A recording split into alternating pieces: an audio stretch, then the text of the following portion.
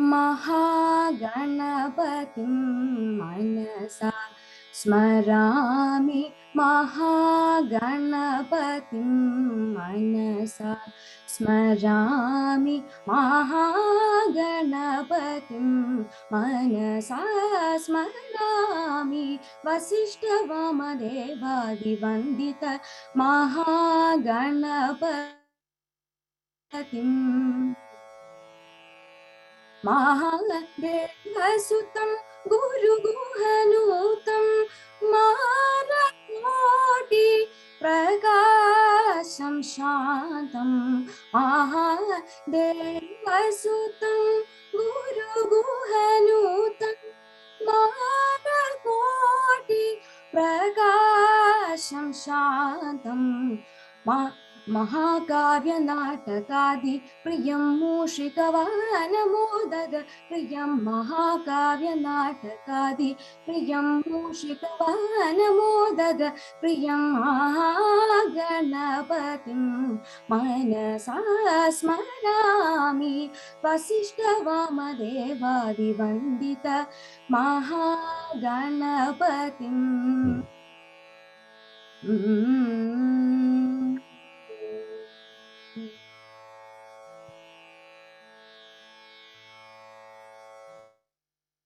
We chant the Guru Mantra to initiate the Yatra 2023. Om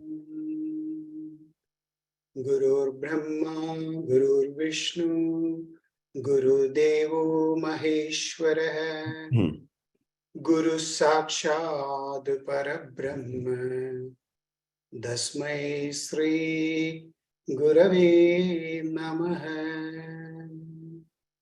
I seek blessings from all my gurus and acharyas and my parents to give us a great experience of Advaitam, the oneness of life. And I welcome you all to Yatra 2023.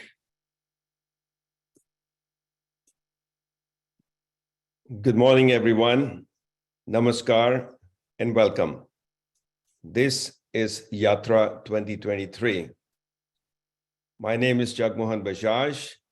I'm a student of the Organic Mind headed by our own Sabari. It is my pleasure to be the moderator of today's event. We have an exciting program for you today. The program will go on till about 12:30 with several feature presentations per the agenda that you have all seen. Before we start, here are a few housekeeping announcements. On the upper right-hand side of your Zoom screen, you will see an option of gallery or speaker view. Please choose the speaker view. This way you will be able to see most of the screen with the speaker and the presentation. Now, we fully expect that the presentations will invoke some questions in your mind. So we have allotted time for 2, perhaps 3 questions at the end of each featured presentation. Please do the following. As questions come to your mind, please type them out in the chat box located at the bottom of the Zoom screen. One of us will read your questions from the chat box and the speaker will address your questions. If any of you have additional questions or your question doesn't get answered, please post them in the chat box or email them to Sabari. His email, sabriji@gmail.com, is in the chat box. We will post the questions and the answers on the Organic Mind website. Please use the chat box also to bring to our attention anything that may not be going right, like if the sound is not coming through or if the video is choppy, do let us know. You can also use the chat box to give us your feedback. If you are enjoying the program, and we sincerely hope you do, please let us know. Likewise, if you have any constructive criticism of any particular segment of the program, let us know. We thank you in advance for your feedback. And you, of course, can use the reactions icon located on the lower right-hand corner of your screen. Click on that, then use the option of thumbs up or the clapping of the hands to show us that you appreciate our efforts in putting together today's event. Finally, please note that you will all be muted during the program and all the videos will remain turned off. The exceptions, of course, being the announcers and the speakers. We are doing this to eliminate any electrical or Wi-Fi interference that can result from leaving on multiple microphones and video cameras. With that, lean back, relax, and enjoy today's Yatra 2023 program. To get things started, I will ask Rupaji to say a few words and to introduce the founder of the Organic Mind, the organization responsible for today's program. Namaste and a very good morning to all of you. I wish you all a wonderful, healthy, and a prosperous new year and warmly welcome you to this session of Inner Yatra 23. Hope that you take home the best from our presentations today. Moving forward, it is my utmost pleasure to say a few words about our spiritual master, Sabrinathan Govindan, who is, as many of us know him, is a beacon of hope, a guide, and a liberator, helping us to achieve happiness through self-realization. In the past many years, most of us have known him through his spiritual talks, satsangs, yogic principles, meditation, and pranayama techniques. In my spiritual journey with him, I see him as a true gift to humanity, passionately involved to evolve and elevate us so we can achieve peace and blissfulness through his higher goals in life. His true faith lies in the total and deep surrender to the divine, while practicing mindfulness in behavior and thoughtfulness in actions. His spiritual journey began in his childhood with his parents, who were the ardent devotees of Lord Ayappa, an incarnation of Lord Vishnu and Shiva, projected in Sabarimala temple. His true devotion to Lord Ayappa and his father's blessings helped him to flower spiritually at a very young age. His satsangs reflect his profound knowledge of Upanishads, scientific religious scriptures, thoughts of enlightened souls, and meditation techniques from Zen Buddhists, which he imparts purely with a flair of anecdotes and stories. His intuitive and spiritual intelligence reflects his simple ideals. He says, uncontrolled mind filled with desires and ego are true hindrances in our journey to realize Aham Brahmasmi, which is our true nature. As a professional, he is a dedicated software engineer, a project manager, constantly innovating new programs for the growth of his multi-million-dollar company. While growing up, he had a desire to soar high, reach the stars, as well as protect his sacred motherland. So he decided to become an Indian Air Force pilot. But destiny had many other extraordinary plans stored for him. While pursuing his master's degree in computer science, he became a lyric writer, a publisher, and he published a devotional album for Lord Ayappa in Tamil. His lyrics are even sung today. His passions are reading, writing, organic gardening, nature walks, analyzing spiritual texts, and aligning all of these in his daily life. His ultimate desire is to help the community to achieve happiness through understanding and applying the goals of his satsangs. His family life is organic and yogic as his ideals. He practices what he teaches. He lives in gratitude to the divine. He has his unconditional support with a loving attitude to his wife Sindhu, his teenage and a bright daughter, Smriti, and fun-loving son, Hari Shankar. On this spiritual path, he is continuously a true seeking yogi, one of us, but blessed and enlightened, virtuous, a selfless spiritual master. Please welcome Sabriji, as we affectionately call him. Thanks and enjoy this special Yatra 23. Thank you.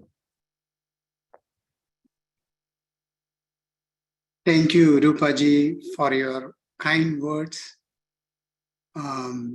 First of all, my gratitude and love to our speakers today for Yatra 2023, Sanmay ji and Swami Sivasankariananda. My humble pranam to both of you for accepting and sharing your wisdom with us today. My gratitude to Masmisha for accepting our invitation to sing a beautiful bhajans with us. And also my gratitude to Mrs. Sandhya Shinoj and her students of Bhairavi Academy for a wonderful Bharatha Natyam performance they are going to showcase to us. My gratitude to all my students and supporters of the organic mind. Let me take a moment to thank them. They are all, from the beginning, they are there. So let me first thank Rupaji, who is one of our strong pillars of this forum. She is the one who is responsible for spinning the wheel of program for the whole year. Her enthusiasm and selfless service has no boundary. So thank you, Rupaji, for all your support to the organic mind and to our community. I would like to extend my gratitude to all my level 3, level 2, and level 1 students. Level 3 students are with us, in this small community for more than 4 years now, patiently, consistently, persistently practicing inner journey. I would like to say it aloud, their wonderful names, to give them a big round of applause for their dedication and consistency. Rupa Chawla, Pushpa Java, Manju Kundal, Seema Arora, Anita Bajaj, Kajal Jain, Rajesh Thakkar, Sejal Thakkar, Swami Nair, Reshmi Chadha, Naresh Sharma, Vatsala Sharma, Diana Sarafian, Will Fincher, Salil Sharma, Rupa Sharma, and Farida Ladekwale. See, all these people, they are very consistent. They are there in the organic mind. Now they come to a position where in which they are ready to share their experience to the world. So I'm very proud of you. They are the strong pillars of the organic mind. And of course, the level 2 and level 1 students are there. There are 118 of them are in this community, the forum.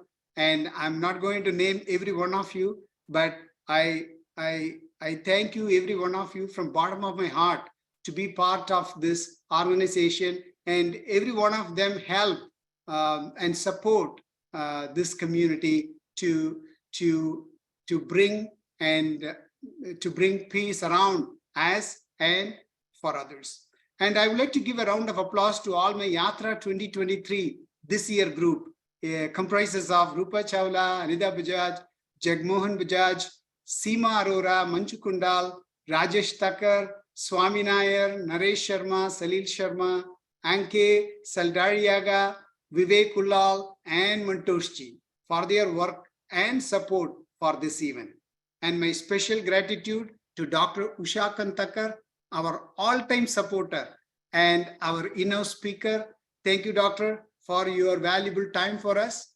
There are more people who are in level 2 and level 1 group students, sincere supporters, well-wishers, friends and family. My gratitude to all of you.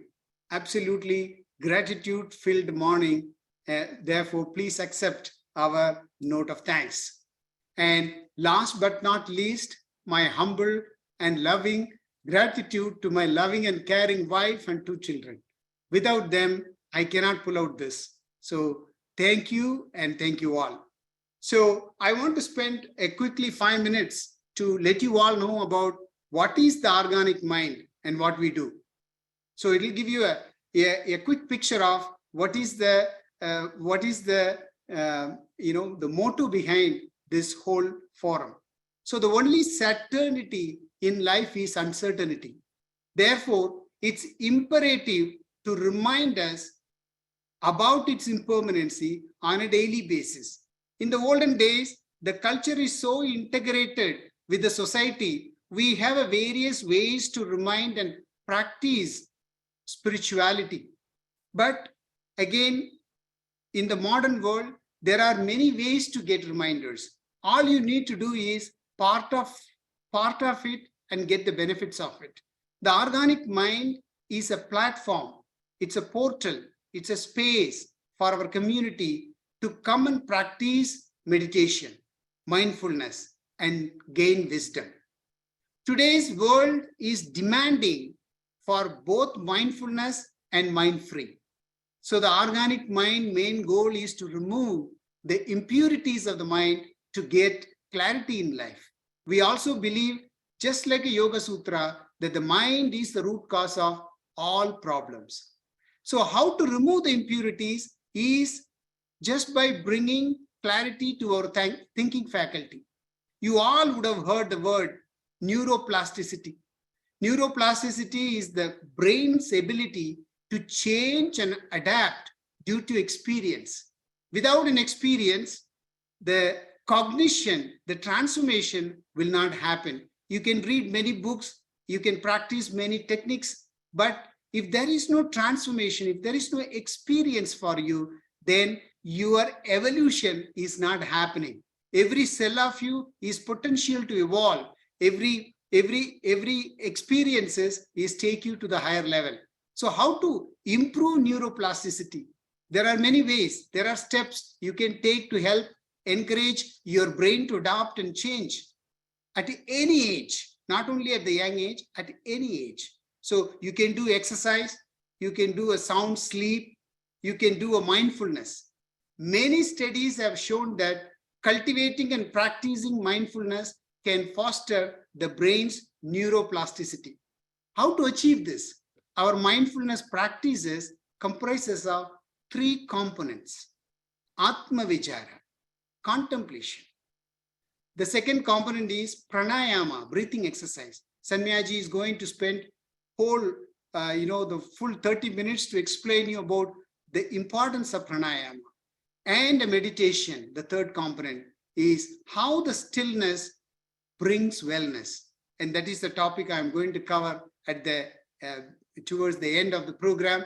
So therefore, to improve neural plasticity, we follow a simple principle called EEE: educate, experiment, and experience.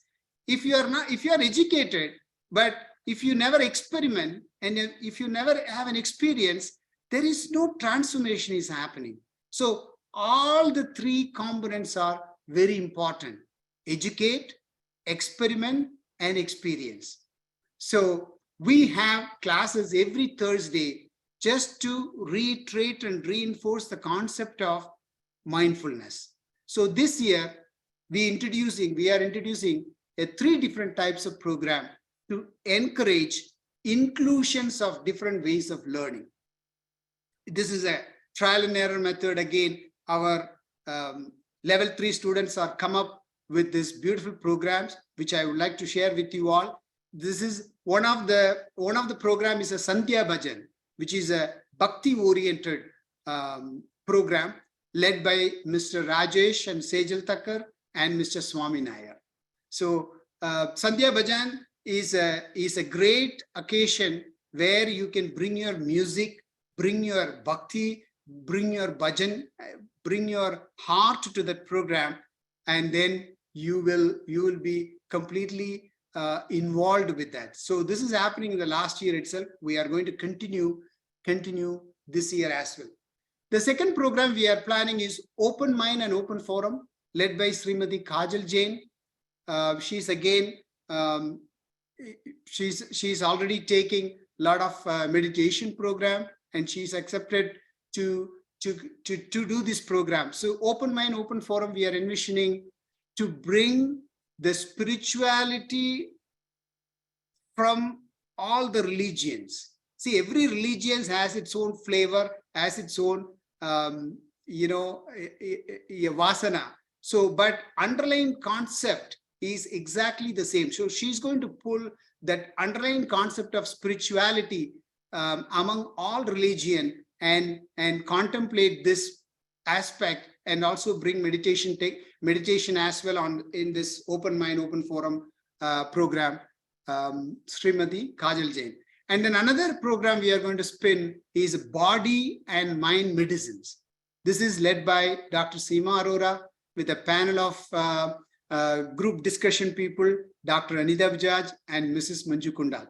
So all three of them are going to pick up a book, which is, I think, Body and Mind, Mind Medicines book, and they are going to contemplate, they are going to explore, they are going to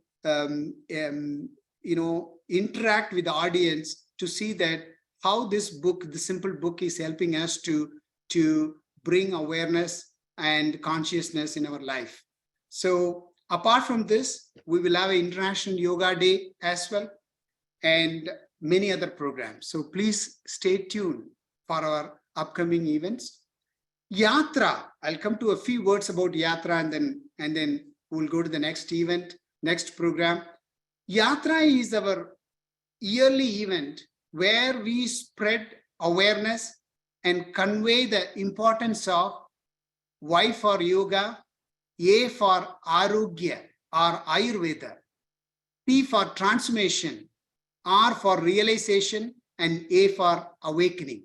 That's how we kind of combine the word Yatra to understand and remind ourselves on a yearly basis how important is that this yoga practices, practicing the best out of life, remind ourselves about how important is to take a break and understand our fast moving life. So this is a great opportunity to begin the new year. So with that words, I think I've spoken too many words here. So with that, I will meet you all at the end of this program. Come up with stillness for wellness. So see you soon, and enjoy the whole show. Thank you so much. Thank you, Sabriji, for setting the stage for today's program, for inspiring us, and for educating us on the thinking behind Yatra and the organic mind. We will go now to the first featured presentation by Sanmay ji. Anita Bajaj will introduce the speaker. Good morning, everyone. It's my great pleasure to welcome and introduce Sanmay ji. Sanmay ji is a full-time yoga practitioner. He's an engineer with an MBA, and he held chief technology positions in many firms in USA.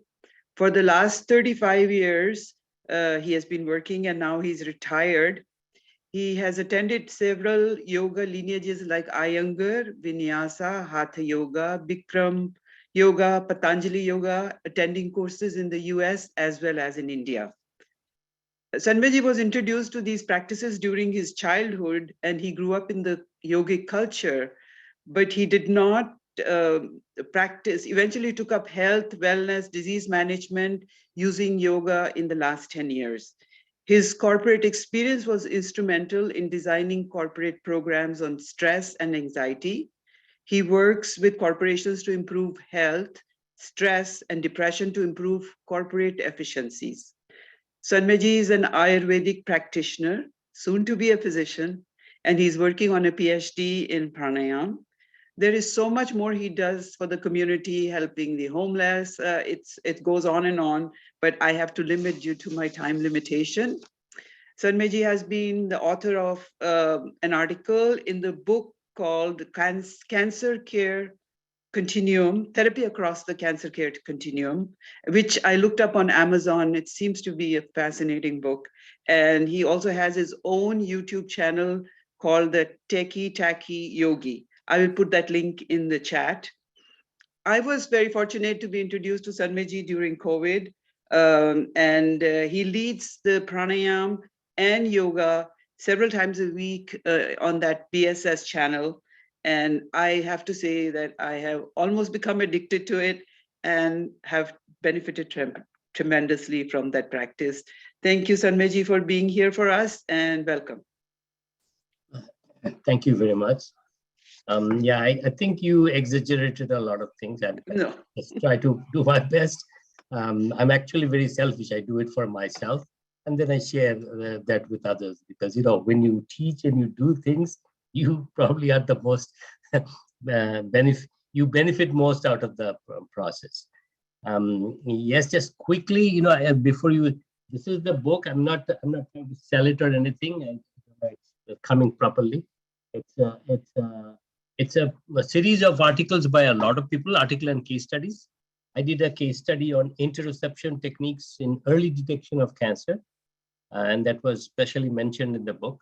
The reason I'm saying it that yoga, Ayurveda, not Ayurveda, but some of the techniques of Ayurveda, Pranayama can be very helpful even to understand your body and the disease that might be coming very early, to kind of take preventative action. So with that, I think you can start the presentation. Yeah, so this is this is me. I do whatever I can in the therapy world, and using Ayurvedic techniques, tools, and herbs and formulations to help people. I have an integrated practice from that point of view. And of course, I work with modern medicine and doctors. And being a PhD scholar, I work with a lot of, it's an integrated approach. Nothing like I'm better than others and modernist doesn't do, and we do those kinds of things. We are just we do it in an integrated fashion. And that's probably the best way of approaching health and mental and physical health in today's world. So next slide. So the reason I come here is talk about pranayama. And one of the main structure in pranayama, which we directly involve, is the lung. And without going into the anatomy of it, probably most of you know how the lung looks like. I've seen the picture at least. Some of you actually dealt with it. Some of you are physicians, I know. And this is the trachea from the nasal and the mouth. The air comes in and goes into the sac called a bunch of grape-like structures called alveoli, where the actual exchange happens. So lung is used for exchanging oxygen and carbon dioxide. As you know, in the air, the percentage of oxygen is about 21%. And so when we inhale, we take that air in, and the carbon dioxide is about 0.04%, very small amount, but very important. And then we exhale, the exchange takes place here in the alveoli, and then comes out as about 4.4% carbon dioxide, which is quite high compared to what we intake. And the oxygen comes down to about 15-16%.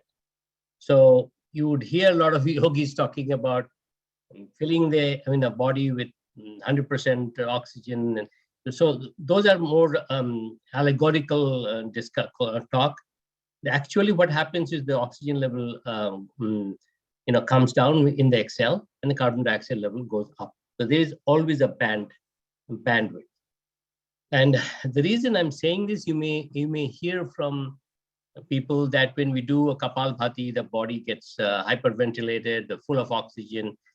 And it was thought of like that before, but most of the modern scientific studies are saying that they always belong to a range. The ratio changes a bit, but you cannot be hyperventilated. Hyperventilation is a very dangerous process to be. Now, you cannot be 100% oxygenated. That's also not good for your anatomy and physiology. So the important structures are the muscular structures around the lung. And the diaphragm is one of the most important things. It's right there, for your contraction and expansion of the lung. And if you know that, beneath the diaphragm we have a whole bunch of organs, the intestines, the pancreas, the whole bunch, and down. So, remember one thing we always thought, that don't do pranayama when your belly is full. So that's one of the reasons that if you put a lot of stuff beneath the diaphragm while doing pranayama, it can affect your breathing pattern. So important to understand that the simple structure that pranayama should be done in mostly empty stomach, and the whole structure is very, very critical and important in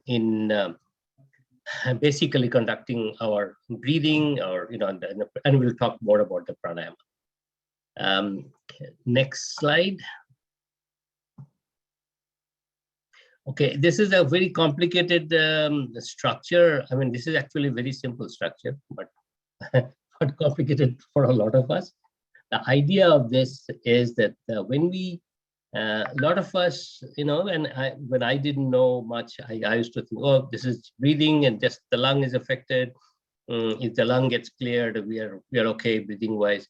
But the breathing affects almost every system in our body.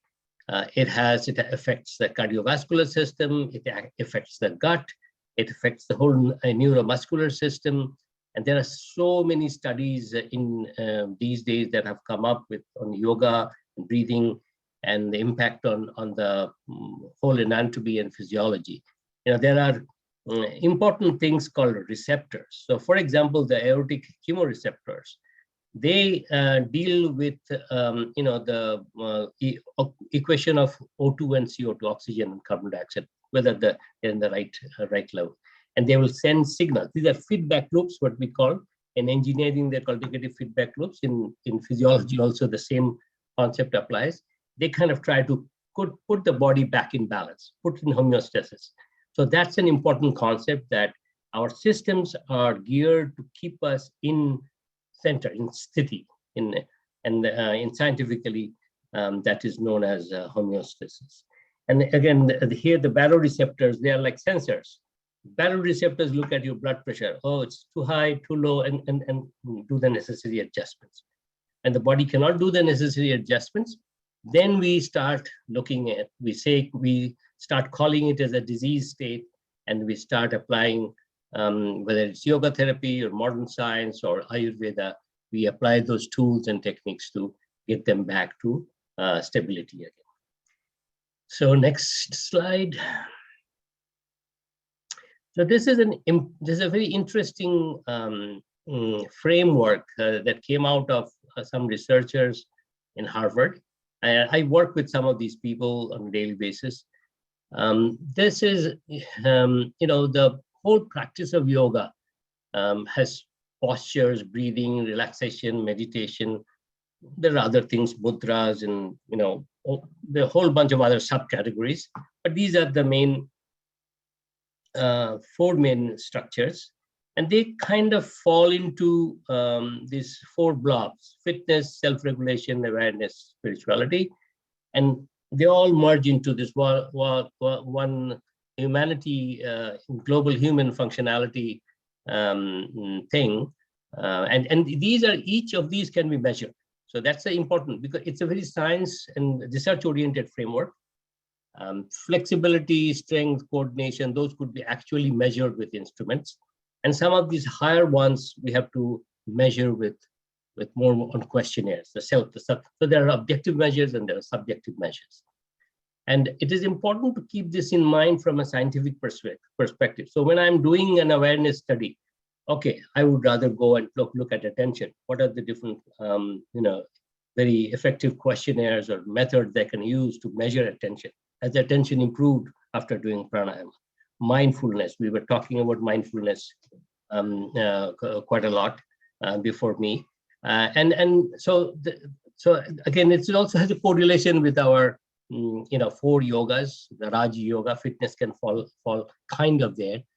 Self-regulation, awareness, spirituality or self-awareness could go into some of the Gyan Yoga type of state categories.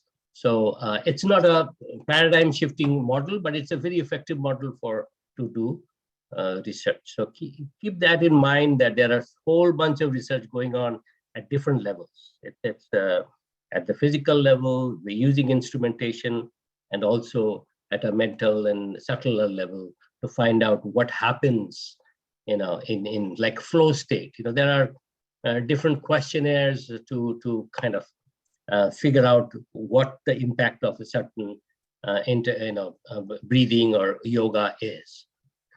So let's go to the next slide. I'm hoping we are in sync here. We have been struggling to do, trying to dummy it down or try to make it too scientific. If you have any issues, just let me know. I'll modify accordingly. Okay. No, it's good, and we just have another 15 minutes. Yeah. Okay, Yes.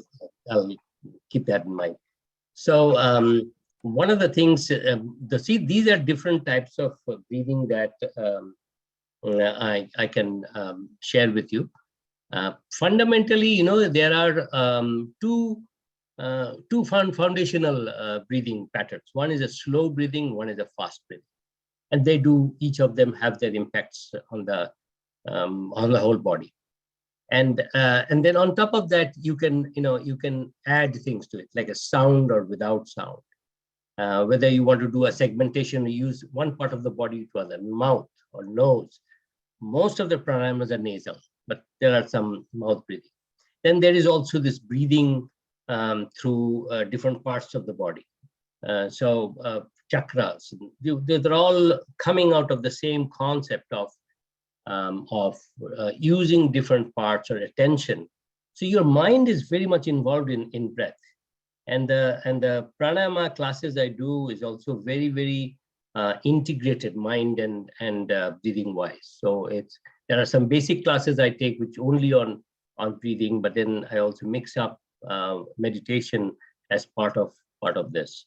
And I'll show you some more breathing techniques later on. Let's go to the next one. So this is again another thing. There are some studies, and there are thousands of studies. I'm going to pick one or two. So slow breathing is very important, and so we breathe like 15 to 20 times a minute normally, but if we can go somehow to like a 5, 6, 7 times a minute, that's ideal. In fact, the 6 times a minute is an ideal breathing pattern, and it is shown to be very effective in a lot of. It moves our body from sympathetic to parasympathetic. It starts, giving a condition where the good hormones, the serotonin, dopamines are secreted more, and it's a state of stability and calmness that sets in. And practicing of yoga with some pranayama helps even in 10 weeks to go into that kind of state. So if you are doing yoga, do it regularly, on a 5 to 6 times a week. Input. So yoga practices, it's also seen that physical yoga, pranayama, and meditation together is much more effective. It has a multiplicative effect. And it is also being shown that yoga has probably a much, much more impact on the mind, body, our neuromuscular system, and all the systems, than any other form of exercise. Now, some of the exercise could be specific to certain things like weightlifting, but overall wellness, it is probably the most impactful practice. Next slide. So quickly, I don't want to go too much. This is the brain structure. The neocortex, the frontal cortex is very important for planning. And the locus coeruleus is as a center for handling stress.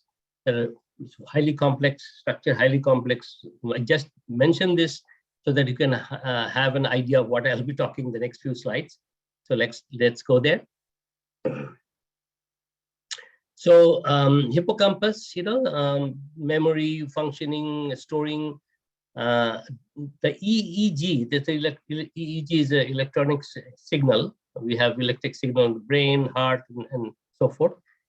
Each of the breath we are taking is synchronized with the EEG signals. So that's an important thing to remember. So with slower breathing and a continuous breathing, that our memory storage usage of data much enhanced by using a slow breathing pattern, and it's kind of in synchrony. Same thing, but like the frontal cortex, if you breathe fast, it's seen that the EEG also goes faster. So that can impact our planning and organizing capabilities and higher executive functions. Next slide. This is basically the same thing. We talked about the locus coeruleus and the frontal. So if we have proper breathing techniques, we can improve our attention. Attention comes, more from the frontal, and the locus coeruleus is the stress management center.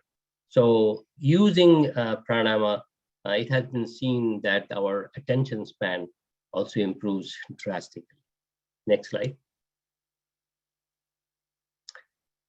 Mantra. A lot of people say, why do we have to chant mantra? Well, it improves. I mean, the scientific thing is a mantra slows down your breathing. That's kind of the simple, 2-cent comment on this. As we do mantras, the breathing, especially the expiration, slows down.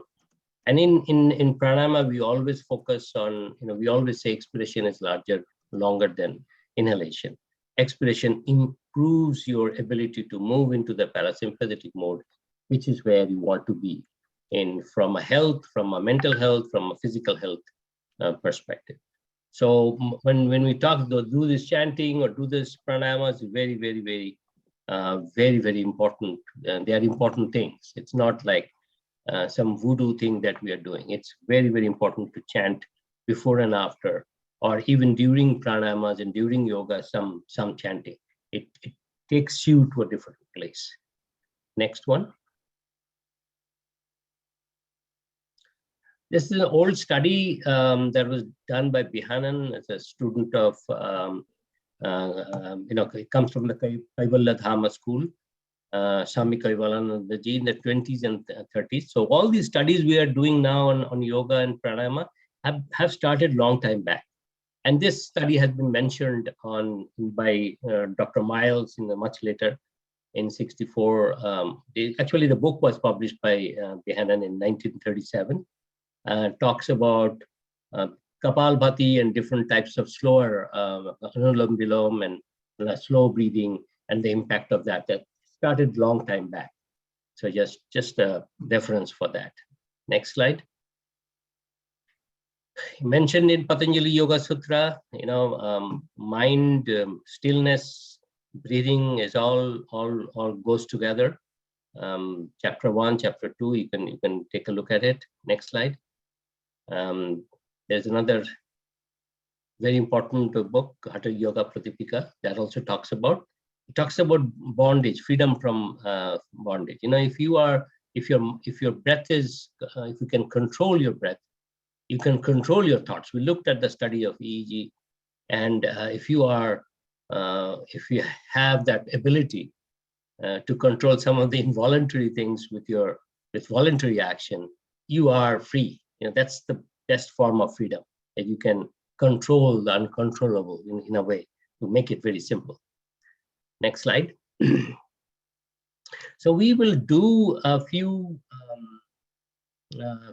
things. I'll spend a little bit time, 7-8 minutes. So this is a study which kind of summarizes some of the basic pranayamas. So maybe we can do it together. If you don't mind, of all of you who are there. We'll do Kapalbhati, but before that, let's do a little mantra to situate ourselves. So palms together. spinal cord is straight, shoulders relaxed. Om Sahana Bhavatu Sahanau Bhunaktu Sahaviryam Karavavahi Tejasvina Badhitamastu Ma Pittishabhahi. Om Shanti, Shanti, Shanti. What it does is it slows down the system. It's a very important thing. Physiologically, the coordinates are being set. Ground is set. Kapalbhati. It's a fast exhalation. And so we focus on exhalation only. It comes basically from the belly, but there are other forms of it. You can put a mudra. Mudras are important, but I'm not going to talk about it. Just put this is the chin mudra, thumb and thumb to index finger together and palms down on your thighs. Maybe we can stop screen sharing because you don't have any more slides. We'll be able to see better. Yeah, that's fine. That's now, good. Thank you, Sabri. So now we'll do like very little bit at a time. So let's do it. Exhale. Exhale.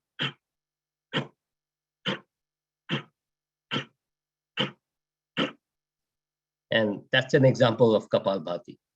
It has impact in asthma and COPD and other disease groups.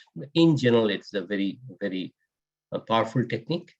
However, there are some cautionary notes on that. If you have surgery and all kinds of things are there. So I'm not going to go into that. Next, we'll do Anulam Vilam. So it's a very popular one, left to right, right to left. Inhale left, exhale right, inhale right, exhale left. So let's do 2 or 3 of these. We can use, I use the Nasika Mudra. Don't have to do it, you can do it this way.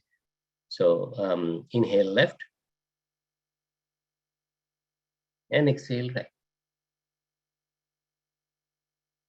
Inhale right, exhale left. Just start feeling the calmness. Mind has to be on the flow. Inhale left.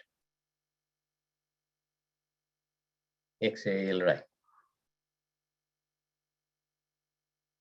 Inhale deeply from the right. And exhale left. At this point, just close your eyes and see if you have a shift from where you were to where you are now. Okay, it's very, very, very, when we do it for a longer time, the shift is very, very apparent. Okay. In the list, they were showing left nostril breathing. So we'll do this, left nostril. So again, any mudra, just take it for now, just use whatever to block the right nostril. Left nostril, inhale. And exhale. Inhale. And exhale. Last round.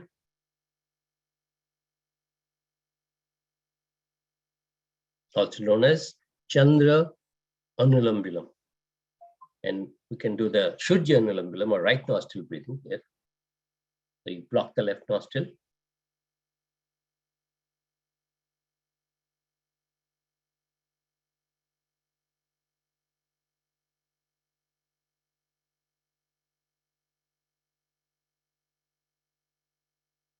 And relax.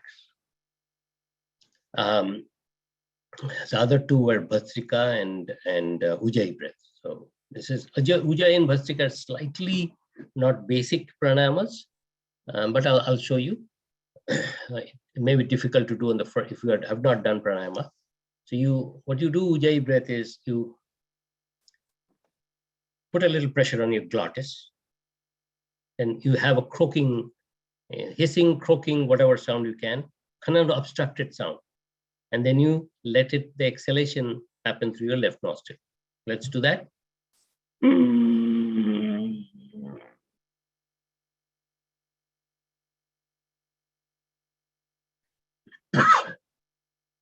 more rounds.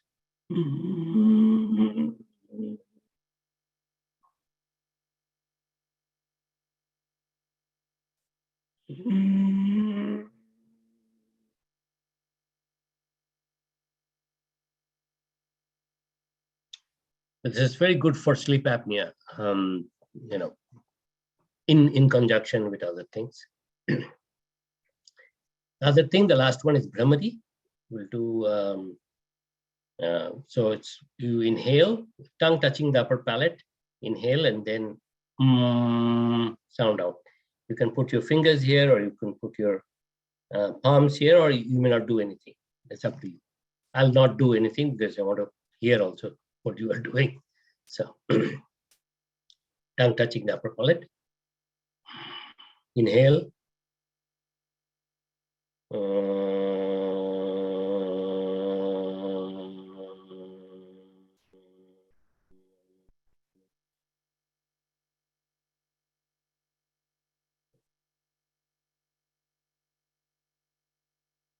One more time. Tongue touching the upper palate.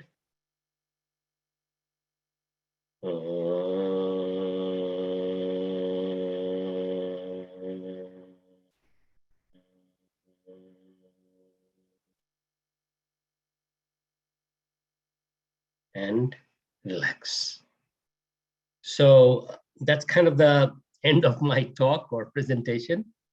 If you have any questions, we are more than happy to.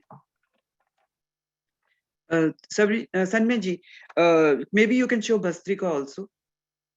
Bhastrika? Yeah. Yeah, we can do Bhastrika. Yeah, that was also in the list.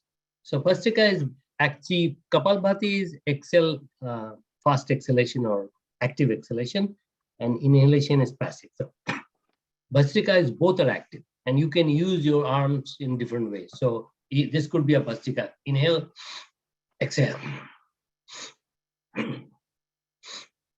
This is a very popular one. You can do this one also.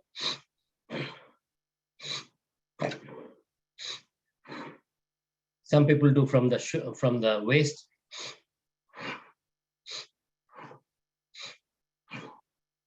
So all the pranayamas, different lineages do it slightly differently. Keep that in mind. But the foundational concepts are same. Okay, you use fast exhalation, or you do both inhalation extension fast, or do slow, or you use sound. So for example, Anulam Vilam can be done like this. Inhale.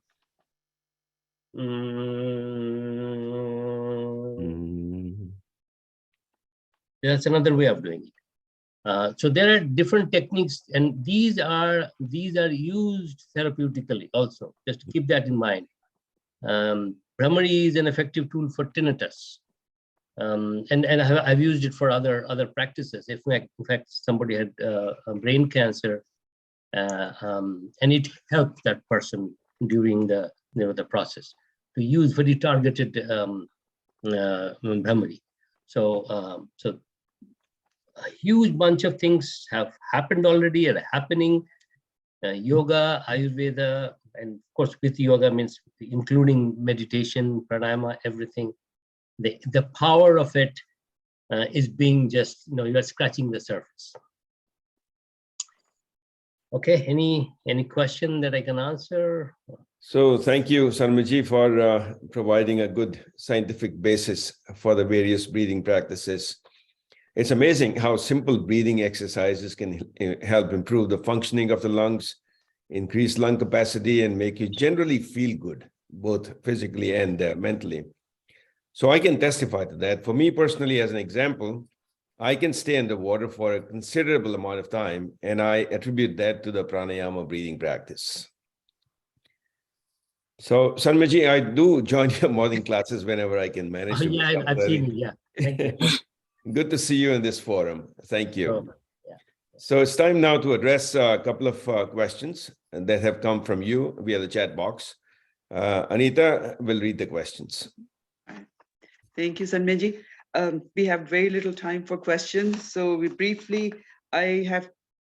a question. Can you do pranayam if you have a cold? Yeah, you can, but you may have to modify a little bit. Yes, but there is it's not contraindicated. In fact, if you have more than cold, if you have asthmatic tendency, some of the pranayama is actually effective, positively effective. Thank you. So, and there's a question about glaucoma and thyroid disease. So if you have glaucoma, can you do pranayama? Which one can you do? And if for thyroid disease? Okay, so Ujjayi breath is effective in thyroid. And now again, I have to qualify this. Just doing one will not help anything. It has to be done in a sequence. Please keep that in mind. I get this question: which yoga or which posture will my back pain go away? If you do only one, it may not go away. And also, we have to study the person's history to give the right dosage. This is so. It's like medicine. You give the right dosage based on the history, and so that's the most important thing to understand. Insomnia, there's a question. I don't know. I can, yeah.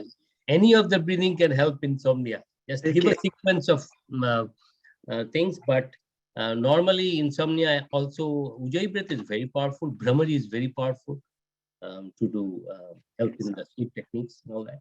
And how about glaucoma? Can they do it or no?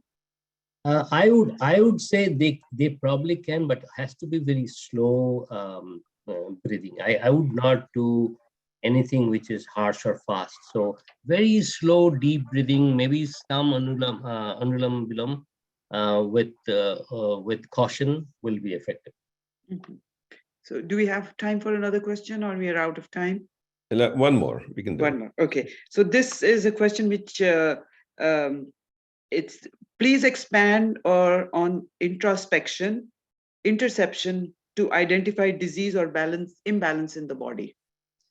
Okay, so interoception. So one of the things, and I think Dr. Bajaj and her husband both can probably seen that a little bit. When I do, and this is a technique there. I mean, it's not my technique, but I may have done some creative things. But it's you need to when you do your pranayama or even you do your yoga, you need to put your mind to it, and there is a process where you go layers after layers inside. And try to see where you stand in terms of the context of the surrounding. That is kind of what interoception is. It's not introception, it's interoception. So you, in the framework of this coordinated topography, where you are, and you try to look at your internal world based on that. That gives you sensitivity, improved sensitivity. Some people cannot even feel hunger, right? There are people like that. But some people are very sensitive to hunger signals. So when body is sending signals, but you have to your receptors have to be very sensitive to get that. Yes. Yes. The interoception process improves that. In my case study here, a lady who actually just called me after she was vanished for 3 months and called me and said, your techniques saved my life. I said, how did that happen? Because she could find her breast cancer. Even she did some the tests, they couldn't find first time, but she insisted on the doctor. And after a few weeks, and they did another test, and they found the little bit start of very aggressive, HER2 type of positive kind of breast cancer. And then she did all the stuff and got it out of it. So sensitivity, improving the sensitivity. Some people are not sensitive, some people are sensitive. Something, but you can become more sensitive. More sensitive. That's the whole idea. Okay. I'm sure we could go on for a long time, but thank you so much. A little trivia for everybody. I have an iWatch, and it gave me a message last week that my respiratory rate has decreased from 14 to 12.5. So it's just a little fact that I do pranayama in the morning. But thank you so much for your service to the community, and thank you for being here for us. Thank you all for inviting me. It's a great honor to present this in front of this audience. And thanks, Sabriji, and thank you for this opportunity. Thanks a lot. Thank you. Once again, so thank you, Sanmay, for joining us. So before we go on to the next featured presentation, let's enjoy a few bhajans by Mausami Shah. Rajesh will introduce Mausami ji. Namaste, everybody. Welcome, Mausami ji. Mausami ji is a former radio and television artist from Ahmedabad, Gujarat. She was also one of the contestants of the Saregama, India's most famous music program. After 7 years of dedicated, intense training, she has earned the Virashad degree in Indian classical vocal. Her desire for learning music did not stop there. She continued to get training in light music and performing arts under various renowned musicians from Ahmedabad. She has further explored the depths of classical music under the guidance of Reverend late Srimati Lakshmi Shankarji. She also has deep passion for learning stotras from India's ancient sculptures and bhajans. Classical spiritual music is her personal favorite form when it comes to performing.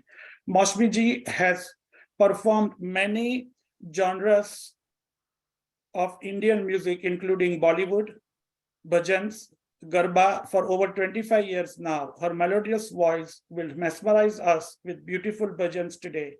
Welcome again, Mausami ji. Thank you, Rajesh ji, for that very generous introduction. Namaste to everyone present on this forum. My first bhajan is going to be a Gujarati bhajan written by Bhakt Shri Narsingh Mehta. Even though it's a Gujarati bhajan, it's actually nationally, or should I say universally, very well known for the fact that it was Mahatma Gandhi ji's personal favorite bhajan. Here it is. The theme for today's event is wellness and kindness. And this bhajan in very detail actually explains all the qualities of a good human being, a good Vaishnav, or a good devotee.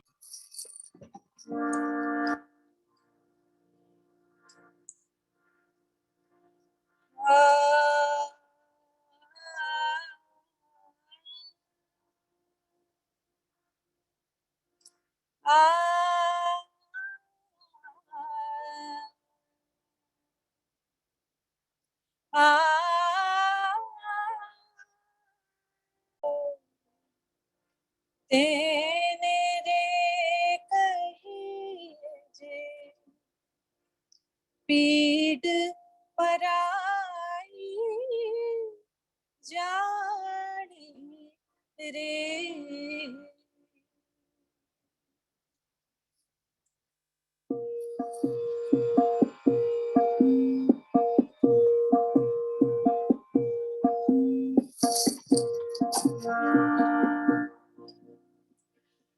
वैष्णव जन तो तेरे कहिए जे पीड़ पराई जानी रे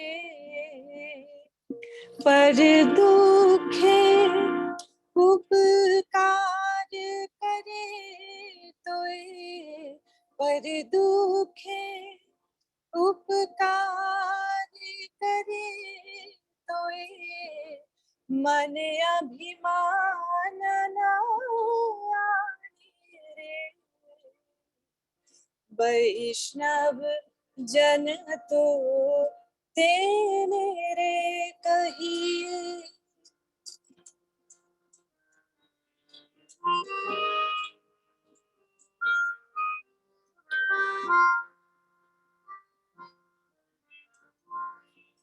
सकल लोक मां सहुने वंदे निंदा न करे के निरे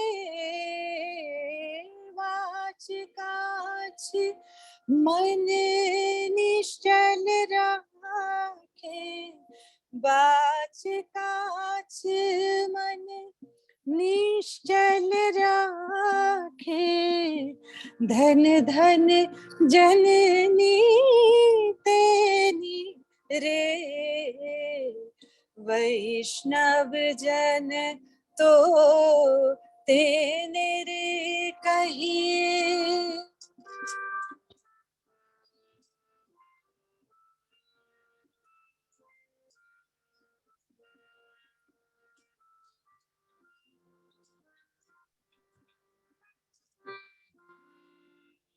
समदृष्टि ने तृष्णा त्यागी, पर स्त्री जेने मात रे। जिह्वा थकी असत्य न बोले, जिह्वा थकी असत्य न बोले, पर धन नव झाले हाथ रे। वैष्णव जन तो तेने रे कहिए।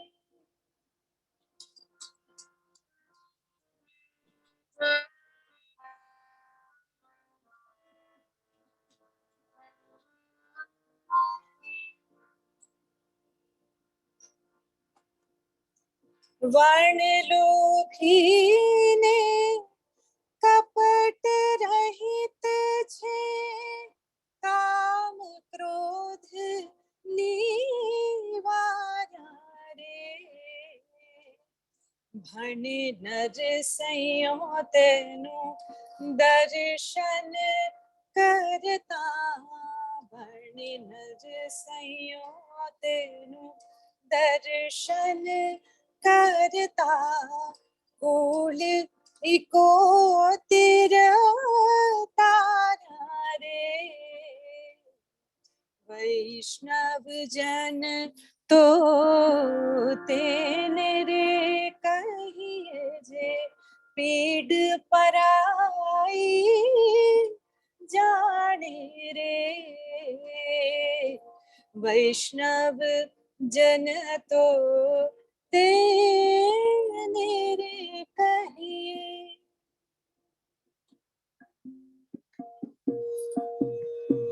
Swami, there's some static in there. I don't know if that's coming from your microphone or. Let me see if I can change something. I think Is that little better? I think when you do a harmonium, I think you are doing some other harmonium too, right? Right. So I think it is interfere with the sound. So probably that is why it is not, your singing is getting interrupted. All right, let me, yeah, sure. So I will, for the next one, I will not play the harmonium.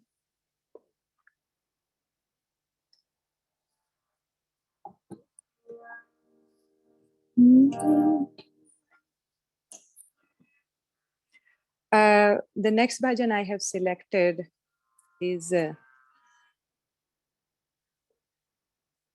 it's a very simple bhajan that sums up everything that's said in the bhajan I sang first, in very simple words and a very simple message.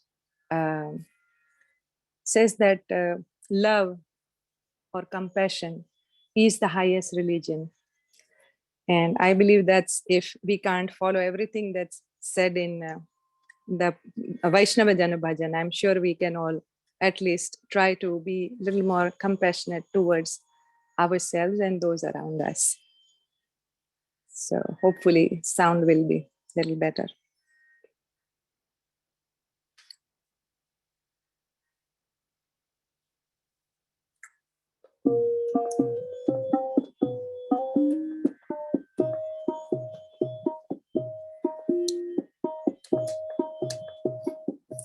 सबसे ऊंची प्रेम सगाई, सबसे ऊंची प्रेम सगाई, सबसे ऊंची प्रेम सगाई, सबसे ऊंची प्रेम सगाई। दुर्योधन को मेवा त्याग्यो, दुर्योधन को मेवा त्याग्यो, भाजी विदुर संग खाई, सबसे ऊंची प्रेम सगाई, सबसे ऊंची प्रेम सगाई। प्रेम के बस अर्जुन रथ हाक्यो, प्रेम के बस अर्जुन रथ हाक्यो, भूल गए ठकुराई, सबसे ऊंची प्रेम सगाई, सबसे ऊंची प्रेम सगाई। ऐसी प्रीत बढ़ी वृंदावन, ऐसी प्रीत बढ़ी वृंदावन, रास बहुत ही रचाई,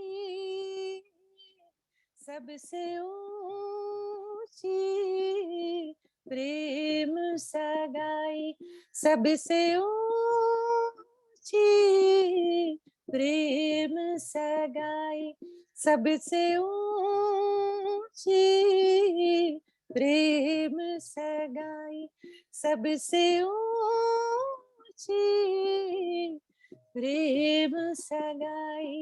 हरे कृष्णा कृष्णा कृष्णा हरे हरे, हरे Ram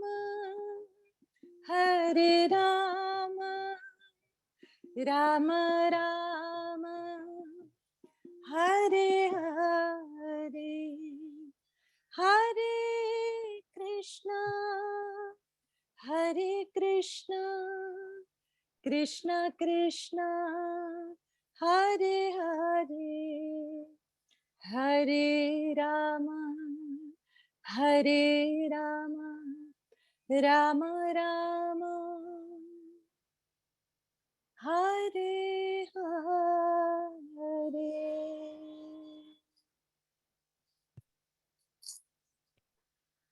Thank you, Mosami-ji. Always a pleasure to hear your melodious singing. Simply can't get enough of it. Thank you. In my books, you are certainly among the very best. Thank you. Appreciate it. Thank you. Sorry about the sound glitch in the first bhajan, but it was much better in the second one. Okay. Thank you. So at this point, I will ask Seema Arora to introduce the next speaker.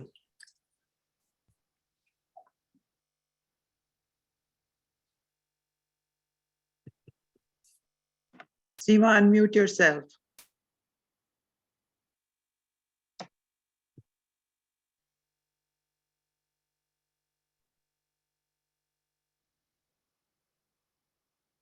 Okay, so okay.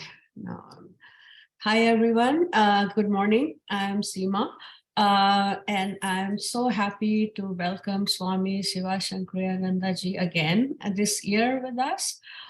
She is a director of Sivananda Yoga Vedanta Center in Los Angeles for the last 5 years, and previously was a director of the San Francisco chapter for many years. She has traveled to Rishikesh, Haridwar, and many spiritual places and holy places in India. She leads the puja ceremonies at the center and routinely explains the significance of the specific rituals and their deeper meanings. She leads courses, classes, workshops, and retreat at the center, and is on the teaching team for immersive yoga training courses. She is also a certified yoga therapist committed to bringing the wisdom of yoga to the wellness field with a special focus on trauma and chronic pain.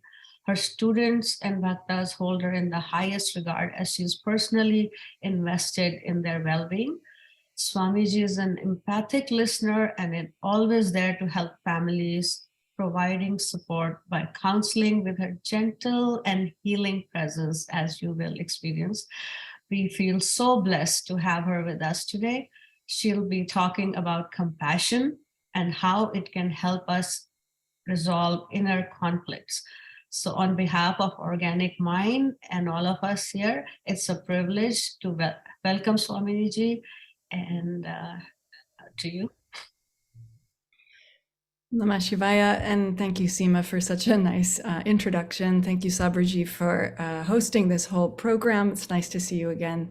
And after the pranayama and the beautiful singing, I don't think we can talk about inner conflict because there can't be any left.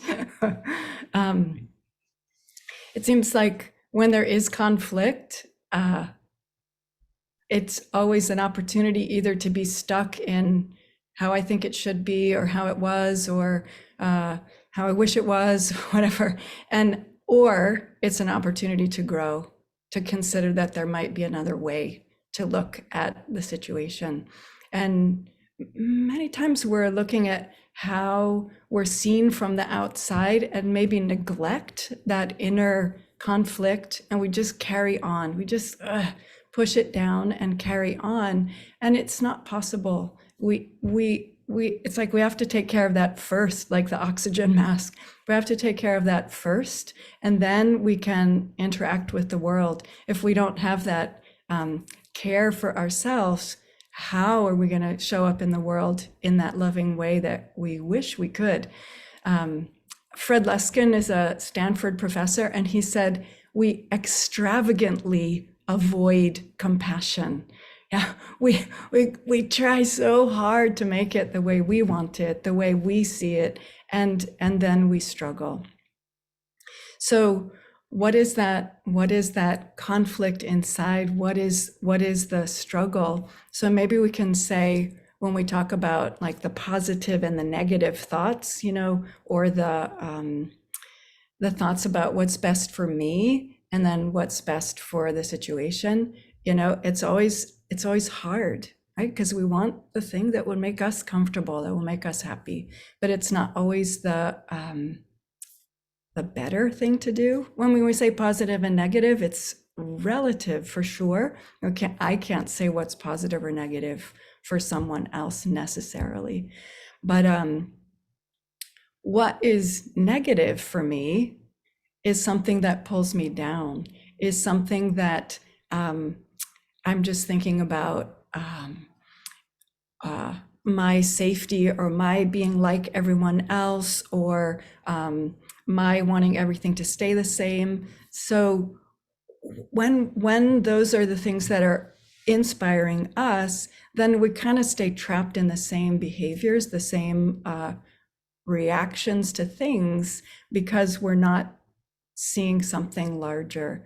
So when we can tune to our divine nature, tune to this goodness that is inherent in who we are, we would make different decisions. We would work things out in a different way. But that's like the constant battle, if you will, between I just want to be safe, I just want to do what I know, I don't want to like work so hard, and I kind of opt out and I stay stuck and I stay in conflict.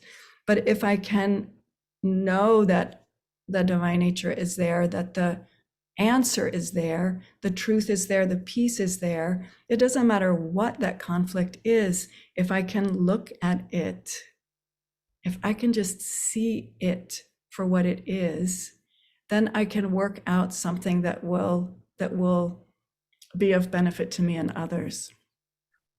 So first we have to acknowledge what it is. How do I feel about it? Maybe we just carry on and never really stop to say, gosh, this thing is really eating me up. We might end up getting a disease before we acknowledge that this thing is like part of my thoughts. Every 5 minutes, every 1 minute, that thought comes into my mind, and it's taking so much space, and it's affecting how I show up in the world. So how can we like train ourselves to take a little pause, wait a minute, how am I feeling? Yeah, it doesn't have to be an hour of journaling, but it could be a moment that I just go, oh, I'm so disappointed. And I just admit it to myself, because I already say what it is. I feel at least heard.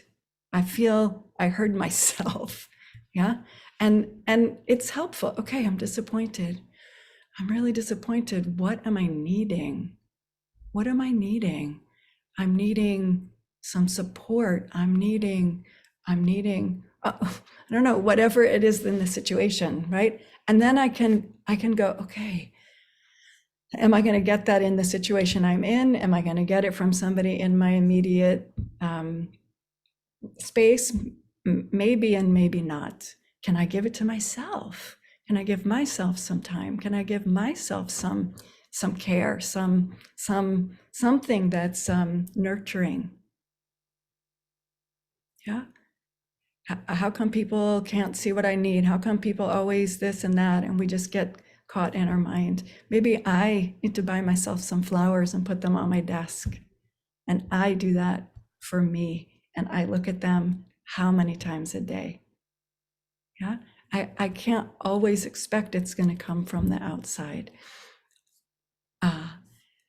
And somehow that inner conflict idea as well, like it might be how to deal with somebody, but it also could be with yourself. It's sad how many people have like self-deprecating voices in their head. You know, it'll never work out. I'll never be able to. I'm not good at that. I never remember things. We just feed ourselves this string of negative ideas, which if we don't counter it with something, becomes the truth, right? I never remember people's names, then I never do. I never try to, and I never do.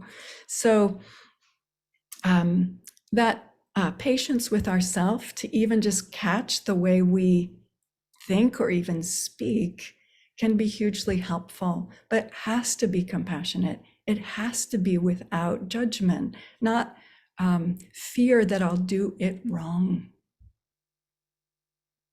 Yeah, there's a couple of people kind of interested in cooking for us at the center here.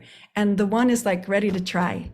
And the other one's like, what if I do it wrong? What if it doesn't come out, well? And it's like, just try. You do it once and then you go, too much salt, not enough salt. Oh, got a little burned on the edges, a little less time. If we don't act, we don't know. So to be willing to make some mistake, let me at least try. Let me try to talk about it. Let me try to express it. Let me try to work on it myself. So that patience with ourself in communication is hugely beneficial. That we're not right or wrong. We are where we are. We're perfectly perfect as we are and where we are. And the challenges that come are exactly right to help us face the very thing that's standing in our way of feeling that freedom and connection. So we can't really figure it out. Yeah, we just need to be the observer and watch what's coming up. And that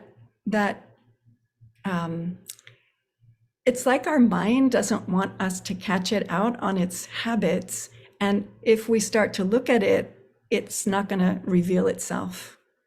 So we have to be really patient, really patient. One of the examples we use sometimes is like the mind is like a wild horse.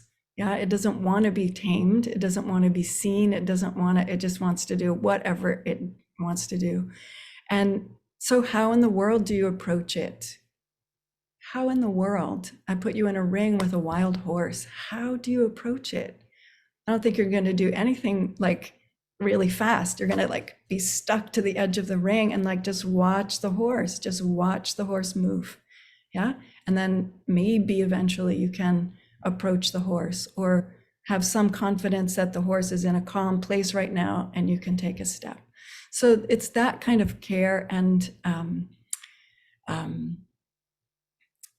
determination Yeah, patience and determination to actually see what's happening. And then when you catch your mind doing something, you have to be kind. You have to say, wow, look at that. I got so mad.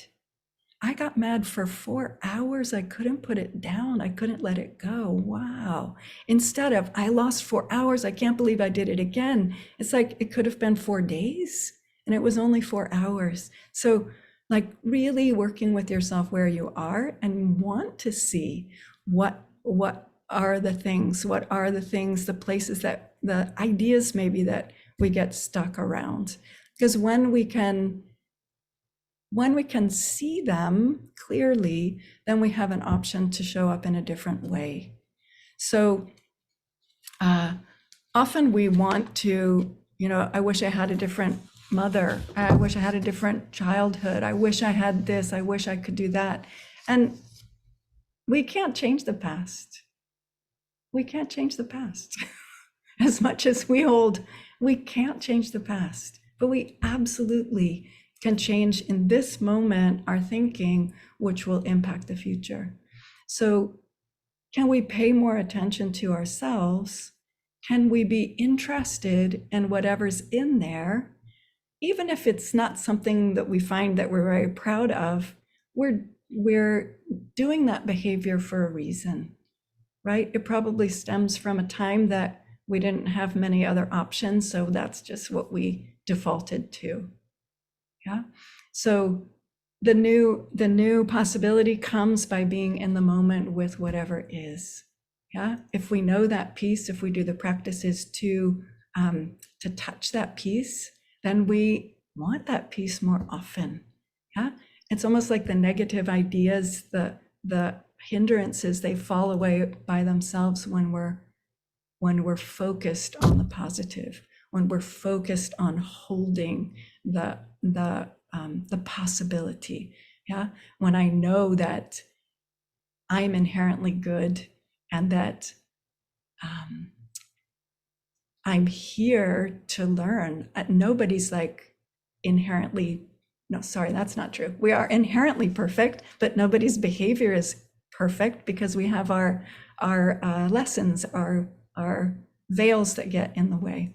So that I guess the idea of self-empathy, to take the time to figure out how am I really feeling and what it is that I need to do, or is there something I can do now? Those are hugely helpful. That acceptance of yourself exactly where you are, because it's exactly perfect. Maybe some very difficult time you're in a difficult time.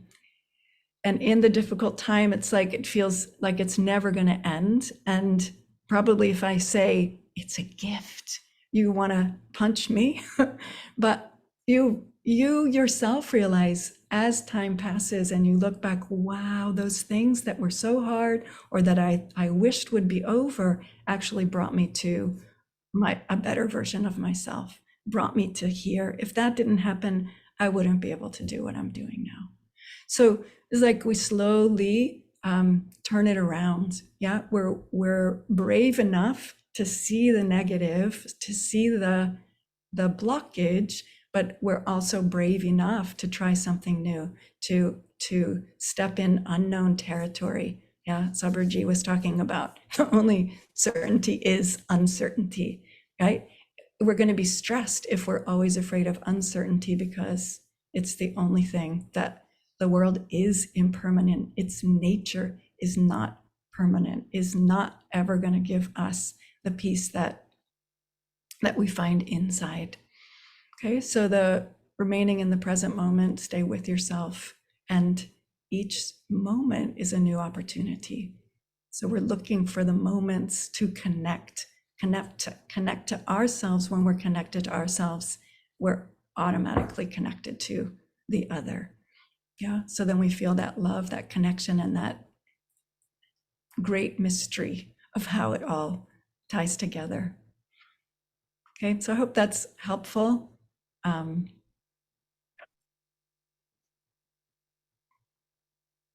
Thank you, Swamiji. I think it touched a lot of points.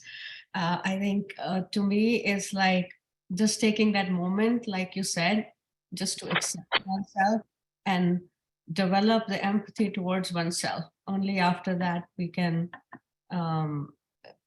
help other people, or understand other people. So there are a question for the I could we could be going with this discussion. So a few questions here are: how can we stop ourselves from sabotaging, self-sabotage? How do we do that? So, yeah. The first thing I would just say is awareness. If you can see that you keep doing it, you keep doing it, and you keep doing it, and even your mind's like, I'm not going to do it. And then you just do it. Yeah. So first is the compassion for yourself. That behavior came from somewhere. It might be old. It might be your 5-year-old self or whatever, younger. Yeah. So that extreme compassion. Yeah. For what is it that that behavior gives you or gave you, and you just can't give it up. Yeah. There's something that it's providing for you, even if it's detrimental, it's giving you something. So it's like we have to be so honest with ourselves. And when we see it, we don't need to do it anymore. I don't mean it's like a snap of a finger, but it could be. It could be when you connect, when you have compassion for that child that didn't have the resources that you have now, and you just started to self-soothe or whatever it is, reach for something. Oh, I'm starting to get, and I just do that thing. Yeah.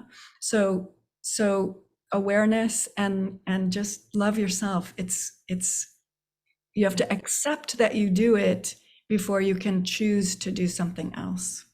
Right. I think the example you gave was of a wild horse, that's how our mind is. That's what self-sabotage. It is a wild horse, and it has to be, like you said, you have to be very, very patient. And not give up. Don't give up. Yeah. That's a good segue to the next question. It's like when you have loss and pain, it's like I would say a big sabotage, right? So how do you deal with that? Because you always say, why me? Right. Yeah. But why not me? It happens. We're in a world of every possibility. We're not in nirvana. We're in a world that worldly experiences everything's possible. And it's all part of the grand illusion. It's all part of the divine play.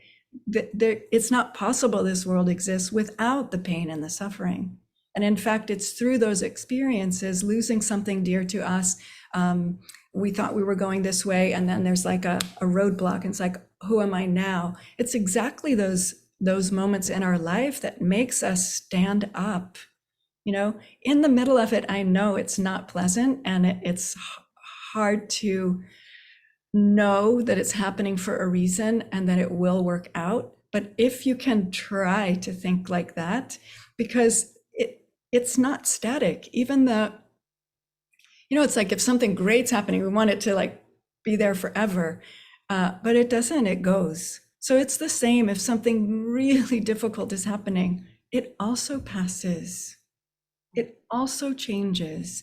So it's like constantly changing. It's like the scenes are just constantly shifting. So just wait. If you're happy, just wait. It's gonna wane. And if you're in pain, it will reduce. And the more we can be aware, what is this trying to teach me? What is it? It's not just happening to punish you, to pummel you with something negative. There's definitely a gift. Has to be, because it's happening. There has to be a gift in it. I think it's that ability to practice, to step out of yourself. We've mentioned. So one more question, I think I can squeeze it in. Are the negative ideas we feed ourselves with a lack of self-confidence? Does that mean we are too hard on ourselves all the time? Yeah. Yeah. We need to have this self-compassion. If it's maybe just a habit, maybe somebody said it to you. You're stupid. You can't draw. Whatever those, and it's just like stuck, that moment that somebody said that to you, it's like you just accept that it's the truth. Yeah. And so then we live with that idea. Yeah. Maybe somebody said to you many times, you'll never amount to anything. You'll never be able to. It doesn't make it the truth, but it's so strong on our psyche that we believe it. Yeah. Or we get stuck in an idea that if only my mother had loved me, then my life would be different. And it's like, and now 50 years later, it's still the reason that you never opened your heart and let yourself be vulnerable. It's because of my mother, and so it's like we have to look at our part in it. Right. And by repetitive thought, it made it stronger and stronger. Absolutely. And then it's harder to get out of it, but it's absolutely possible that you create a new groove. It's like in a record player. You've thought that thought so many times, the needle just falls in the groove and it plays the same sad song. Yeah. But if we can lift that needle and put it just right beside, it might slip in again. It might slip in again. And you'll go, oh, it slipped in again. But then you're going to lift it out and start your new groove. And it's going to take a while, but you absolutely can. You absolutely can. Yeah. Thank you so much. I think it was a good segue with the bhajan and, the pranayama. Yes, definitely. So thank you so much for educating. I'm sure there'll be many more questions, but we'll email you. Very good. Thank you. Happy to be in touch. Thank you so much for this opportunity. Yes. Thank you, Swamiji, for arming us with an understanding of compassion, especially self-compassion, and how we can use it to resolve inner conflict. Think about it. It really doesn't cost you anything. If you focus on it, applying it should be pretty straightforward and should be very effective. So thank you for showing us the way. So let me take you now to a Bharatha Natyam performance by Sandhya Shinoj. Swami and I will introduce Sandhya, who will introduce the performers and the performance.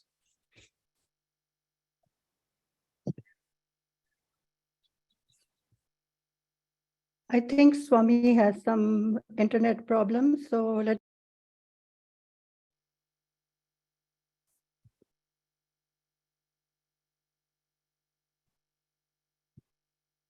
Go ahead, Sandhya. You can introduce the dancers and the performance. I will say a few words on her. This is Rupa. I just added Swaminaya back. He's back. Okay. I just put him. Yeah, okay. Thank you, Jagmohanji. What an event today. Hope everyone is enjoying Yatra 2023. Once again, welcome you all to our next program. On behalf of the Organic Mind family, it is my privilege to introduce Sandhya Shinoj. Sandhya is a trained Bharatanatyam dancer, although she is an IT professional and mother of 3 kids. Dance has always been her passion. She has started teaching kids around her friends. Her dedication paid off, and she has a dance school named Bhairavi Dance Academy in Santa Clarita, and teaching her students Natyam and our culture for last several years. Welcome Sandhya Shinoj to Yatra 2023. Thank you. Thank you, Swamiji, for that introduction. Thank you, Sabari. Bharatha Natyam is a yoga, if yoga means union. This ancient art is one of the most beautiful and satisfying ways of expressing the human longing for union with the divine. As an art form, Bharatha Natyam demands a conscious understanding of body, mind, and spirit. This often translates as balancing multiple qualities within each movement: strength and flexibility, inner relaxation, and focus. Ultimately, Bharatha Natyam and yoga ask the practitioner to find their inner divinity to transcend the distractions and obstacles of the physical world. Today, my girls will be performing Durge Durge with Tilana, the Devi Stuti is the longest and the most eloquent of Devi Mahatmyams, 4 hymns. It throws light on the concept of good, evil, fate, free will, karma, and divine grace. Today, Janani and Kajal will be performing Durge Durge, Raga Revati, Talamadi, composed of Madurai and Krishna.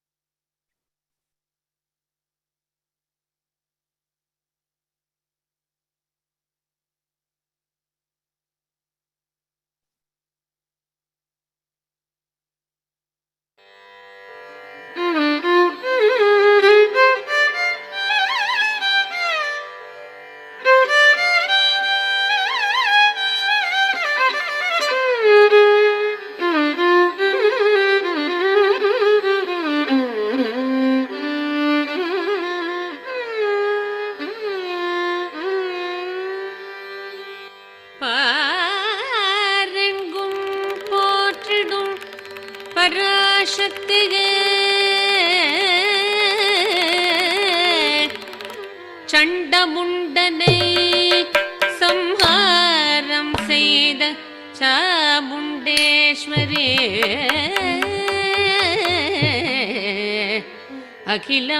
அகிலமெல்லாம் போற்றிடும் அகிலாண்டேஸ்வரியே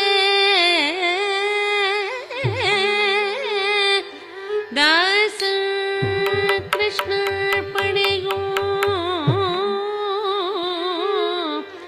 दुर्गा देवी गे दुर्गा देवी गे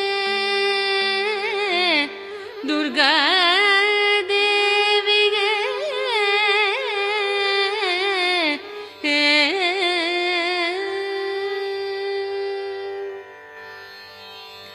दुर्गे दुर्गे जय जय दुर्गे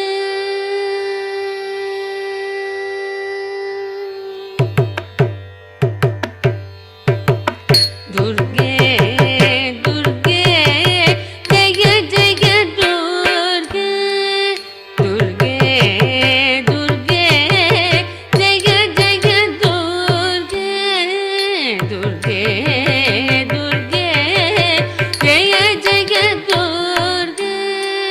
दुर्गे दुर्गे जय जय दुर्गे करुणை புரிய இதுவே சமயம் கருணை புரிய இதுவே சமயம் दुर्गे दुर्गे जय जय दुर्गे करुणை புரிய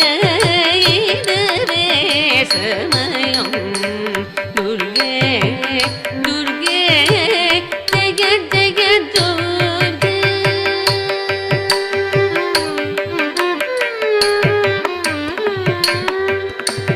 दीं दीं तदीं दीं तदीं तदिरना दितिलाना दिलाना तना दिरना दीं दीं तदीं दीं तदीं तदिरना दितिलाना दिलाना तना दिरना दीं दीं तदीं दीं तदीं तदिरना दितिलाना दिलाना तना दिरना दीं दीं तदीं दीं तदीं तदिरना दितिलाना दिलाना तना दिरना दीं दीं तदीं दीं तदीं तदिरना दितिलाना दिलाना तना दिरना दीं दीं तदीं दीं तदीं तदिरना दितिलाना दिलाना तना दिरना दीं दीं तदीं दीं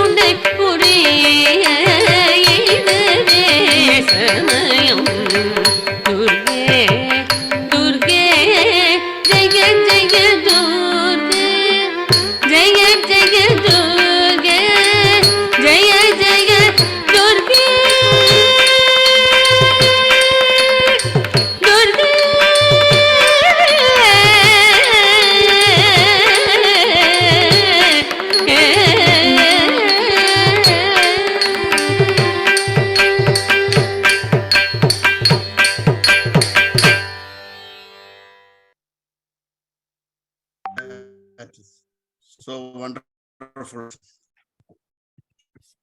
Yeah, what a performance. Absolutely beautiful. Thank you, Kajal Shah and Naga Janani, and of course, your teacher, Sandhya ji. Wonderful talent. Thank you. Moving on, Anke will introduce the next segment of today's program with a focus on Sabari ji and on the organic mind. Namaste to everyone. Thank you for all the speakers and attendees present.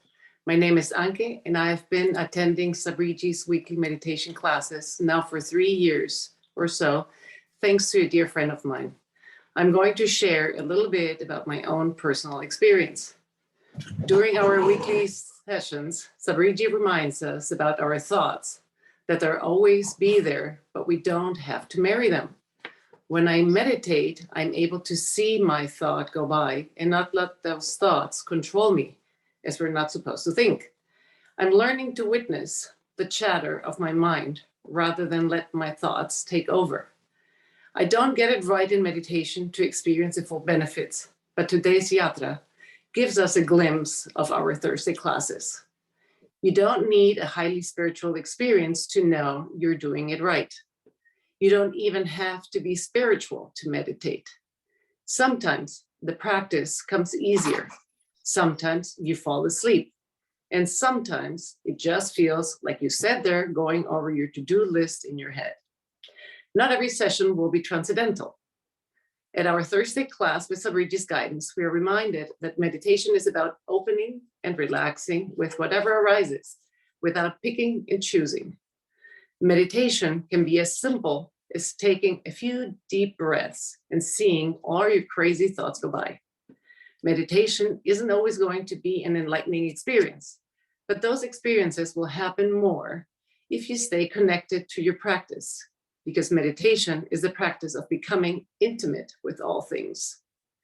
It's about being in harmony with yourself and recognizing that part of yourself that's in harmony with everything. Sabari ji also reminds us through our weekly class to stay in the moment and experience inner peace and contentment. Meditation has helped me to be more self-aware without being so harsh on myself and more trusting of what I can do.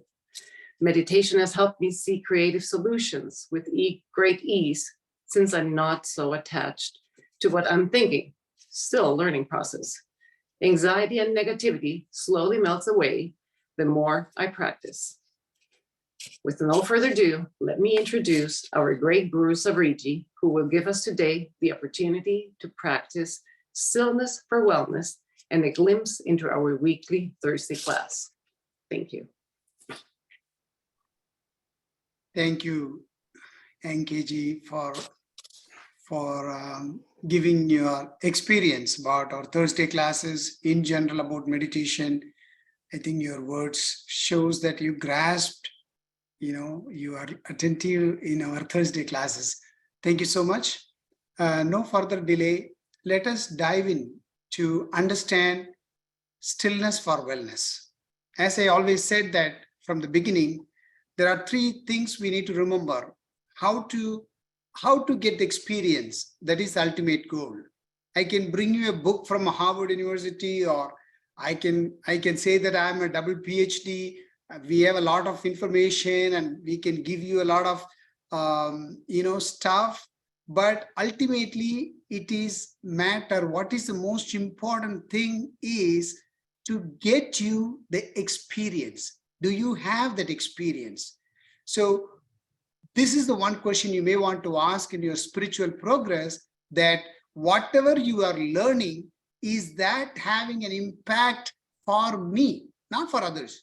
If I'm talking about meditation, if I'm talking about yoga, you can give me applause and say that, wow, that's a great teaching, but what does that mean to you? So let's apply the principle of educate, experiment, and experience. So no matter where you are learning, keep these three things, triple E, in your mind, that I need to educate myself, and then I have to experiment. You need to put your practicum, you need to put your part of your work, because people can tell that it's a signpost. Whatever I am telling is a signpost. It's telling you that, okay, in order to go here, use this map. You cannot just not to go and arrive there. You have to take a step to experiment yourself after the education.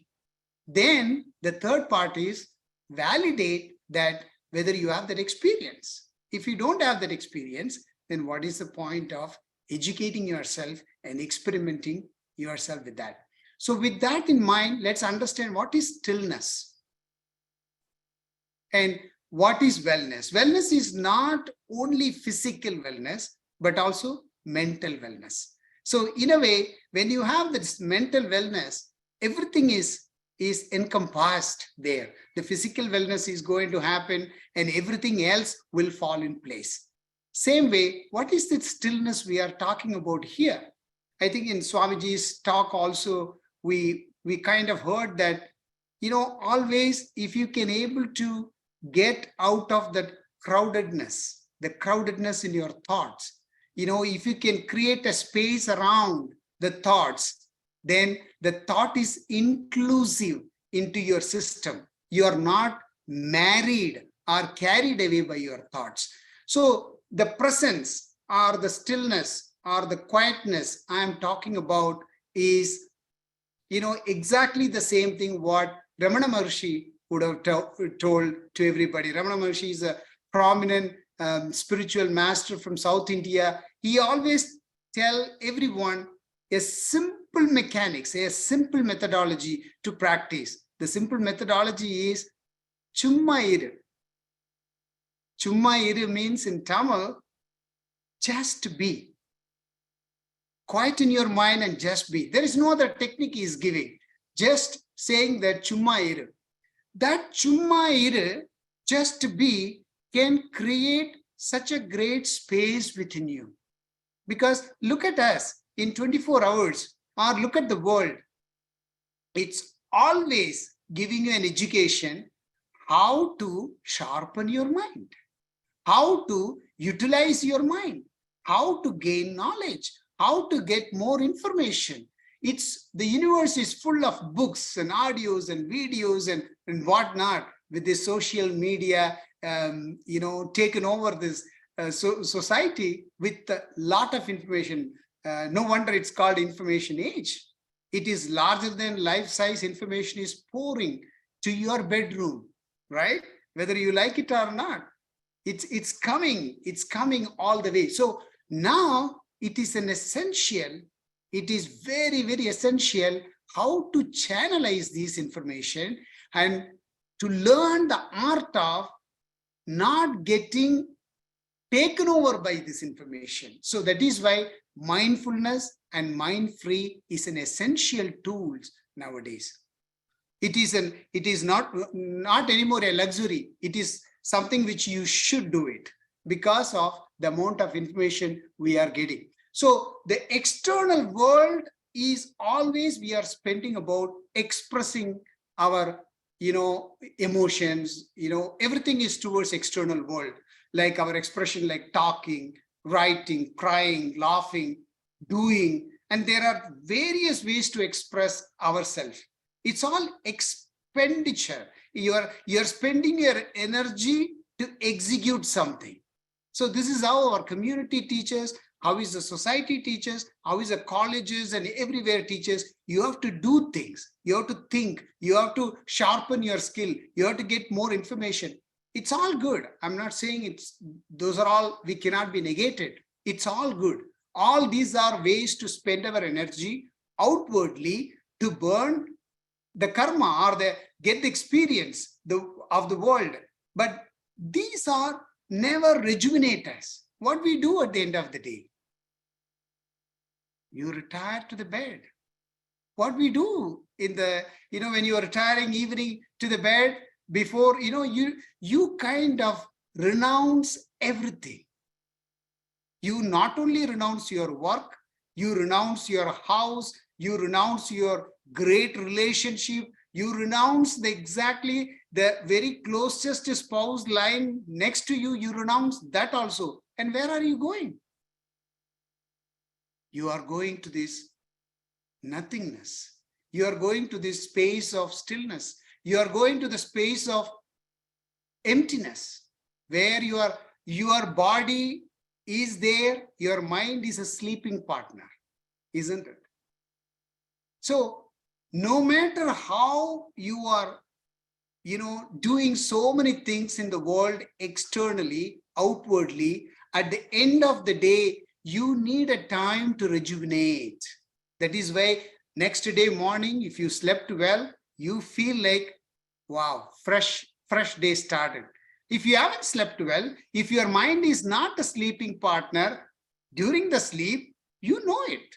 Next day, man, I didn't have my good sleep. So mind need to be a sleeping partner in order to rejuvenate your body. So when you are calm and quiet, there are so many things are happening inwardly. That is why internal world is all about rejuvenation, healing, reconstruction, regaining energy, remodeling, what and all it's happening inside every night. It all happening when you are quiet. The best thing is happening when you are very quiet, when the mind is not there. The happiest thing in life. The whole day can be too overwhelming.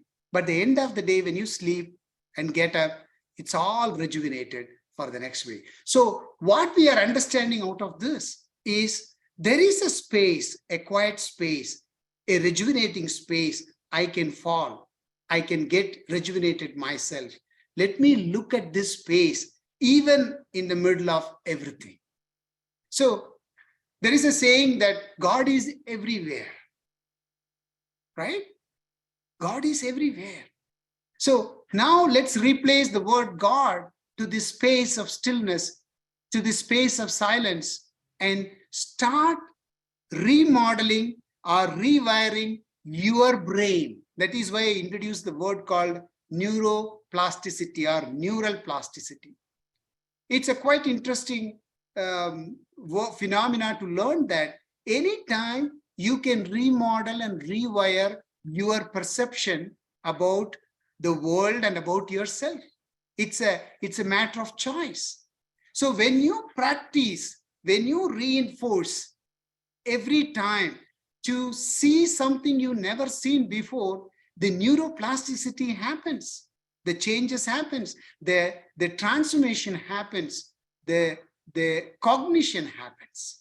So when you subject yourself to see certain things in a different way and practice that in a consistent way, you can start seeing that particular silence, that particular stillness everywhere in the world. God is everywhere. It's like, imagine that you are an animated picture on the canvas.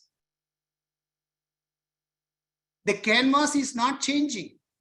That silence, that quietness, that stillness is all pervasive and it is all residing. It is there. Only the animated object is changing, but not the canvas. Canvas is always there. That canvas, we can relate to this stillness, this space of silence, this space of quietness, this space of presence. So let's learn how to incorporate this. Now we educate ourselves about this, so that now our second principle is, let us experiment. And then the third principle is, let us experience. So still your mind at least once in a day, consciously, to mimic your sleeping mode, hibernation with vigilance, alertness and consciousness, which can be called as meditation. Being aware that your expressions of stillness and reside in it is called meditation. And if you really look at it, stillness is the portal to wellness. Because we found that during the sleep, that's what is happening. Sleep is the best medicine. Quietness is the best teacher, isn't it? Silence is the best speech. Emptiness is the best fulfillment. Nothingness is the best space, because people are trying to achieve, to go to that space of nothingness, nothing bothers to them. Oneness is everything. Nobody is the best identity. See, all these things are very much free. And of course, it's free. We don't value them. We want something to be pay and get it valued. So I see many of you are asking internally the question, all right, Sabariji, you are telling about quietness and stillness and all those things, how to create this cognition, how to create this transformation within us. Through nature and other ways, we can seek this space of presence or stillness and silence. How we can do this? If you take an object, we just engrossed or drawn towards the object, isn't it?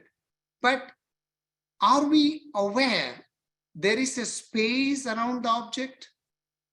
So hereafter, when you look at a flower, don't just look at a flower, just look at the space around the flower. Look at that in totality. Look at that presence of the flower.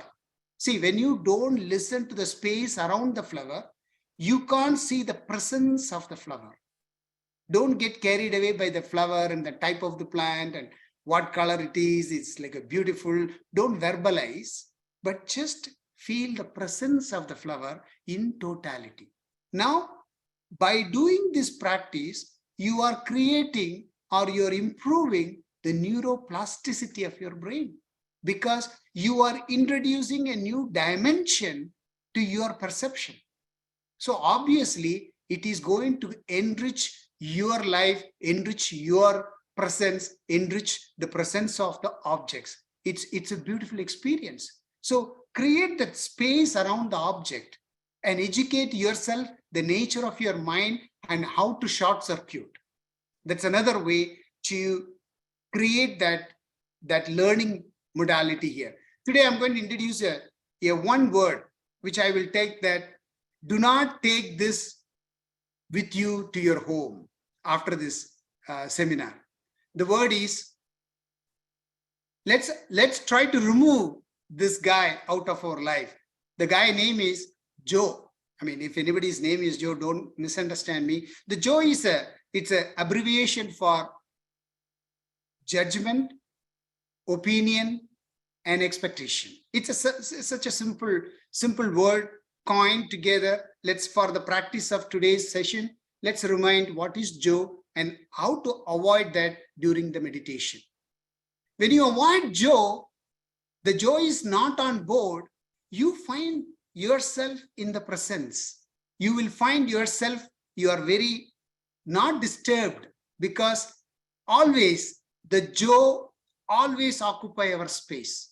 If you really pay close attention to the Joe, the judgment, if you look at the judgment, it's an experience of the past conditioning in the present, of the presence. It's a past conditioning. That's called judgment. Opinion is a present conditioning. If you look at somebody and then give your opinion, or situation is coming, you put your opinion there, you just cut down the presence with the present conditioning. And then the expectation. Expectation is one of the very expected experience of the future conditioning. The presence is called expectation. So all these conditionings of the past, conditions of the past, conditions of the present, condition of the future can alter your presence. So when you look at the flower, it should not trigger, oh, this flower is given by somebody, or this white flower reminds me something. Your judgment on the flower, or the flower I received is not good. All these ideas of the flower can alter the presence of the flower. So take a time through nature, like you can listen to the bird sounds, you can watch the sky, when you talk to the people, be there as a listener in totality, instead of judging, instead of giving your opinion, instead of expecting the other person to behave the way you wanted.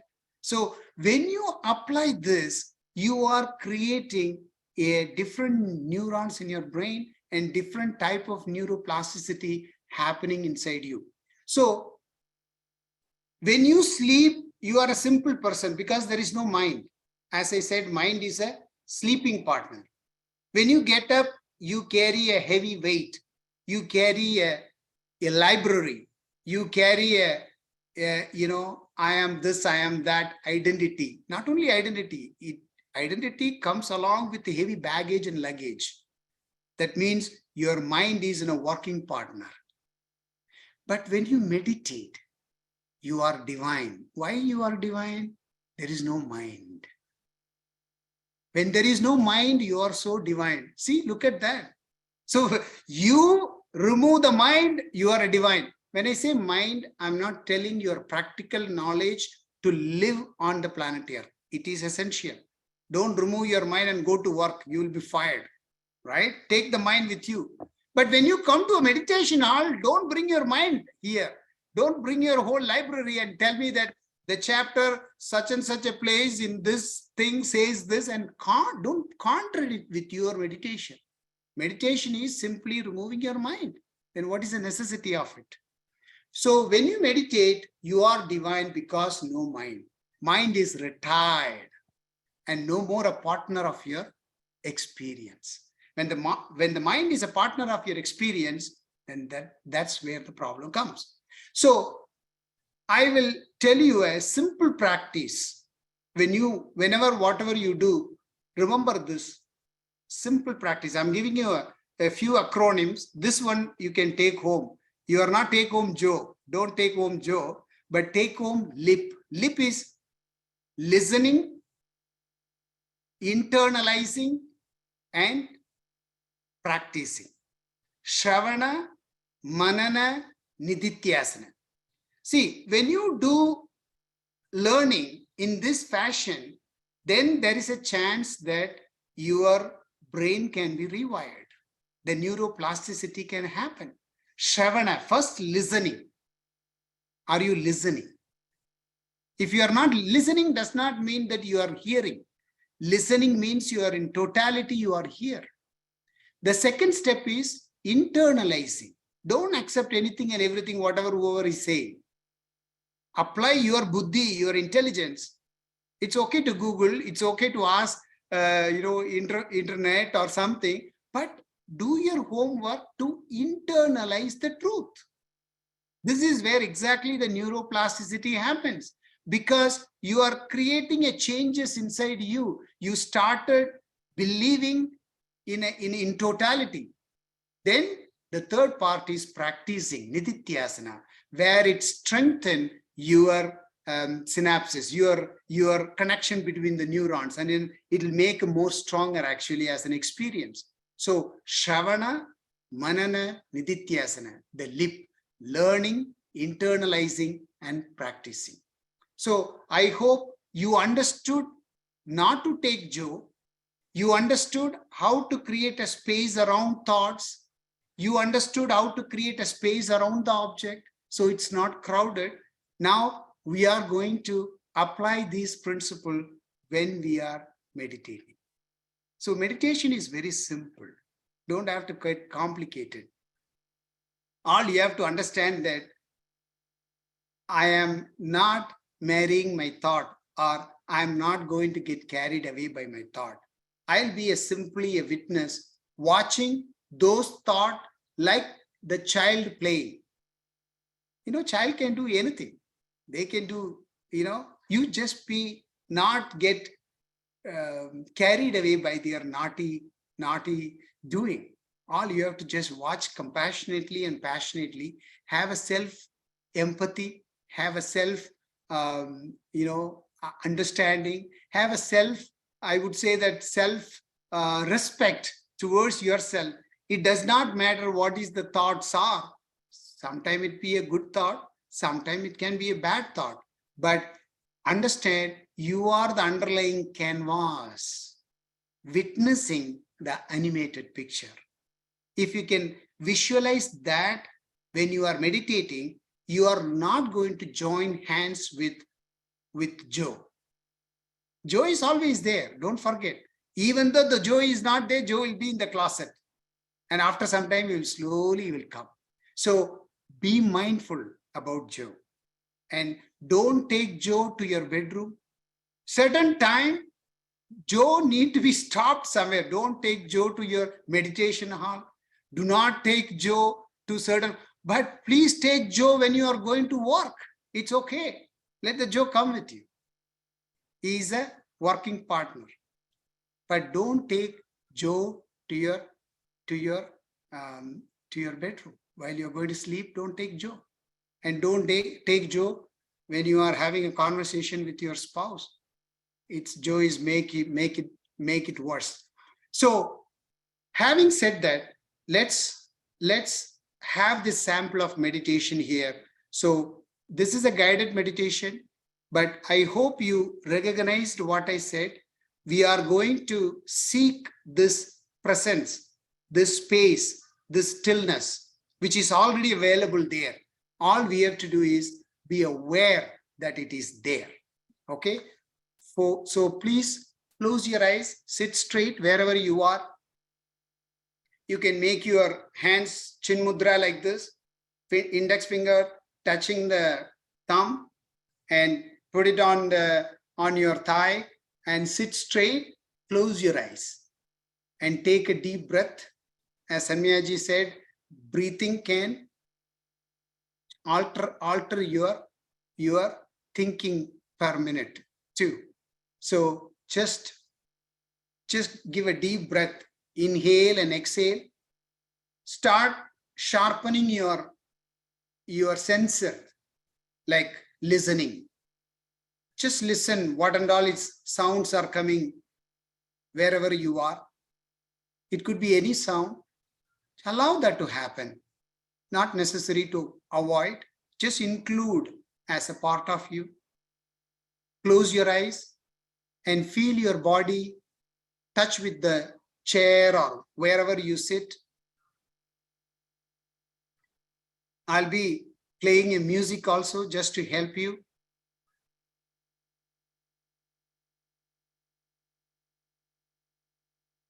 Just bring your awareness to all your senses to start with. Your touch, your smell, your hearing, everything. Just heighten your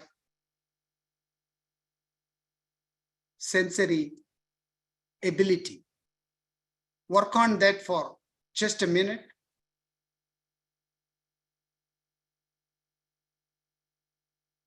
Just bring awareness to that area.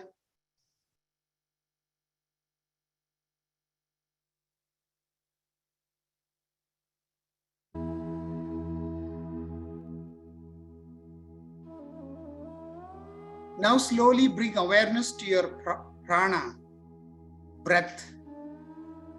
Take a deep breath in and breathe out. When you're doing breathe in, aware your breath. Bring awareness to your breathing. You're aware that you are breathing in. You're aware that you are breathing out.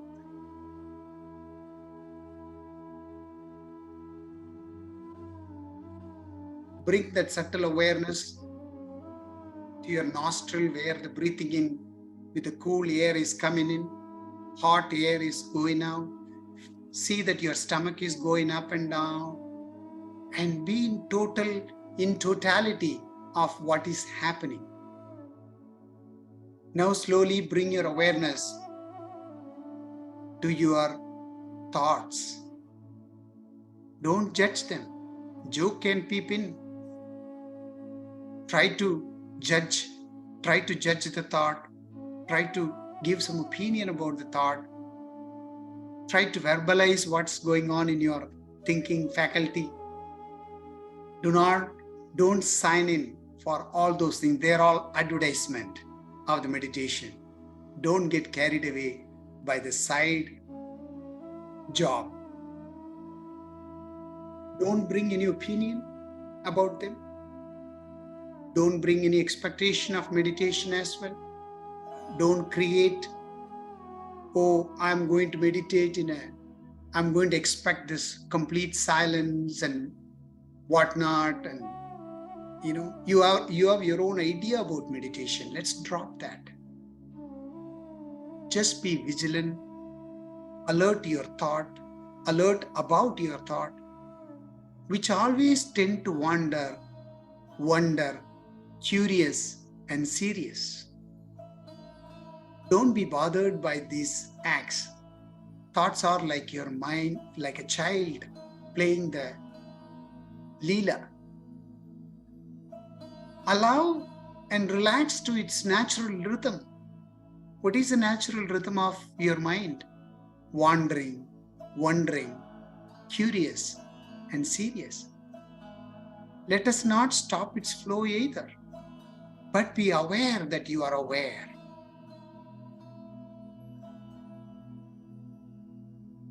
Just like a caring mother or a caring father, just be there watching your thoughts like you watch your child.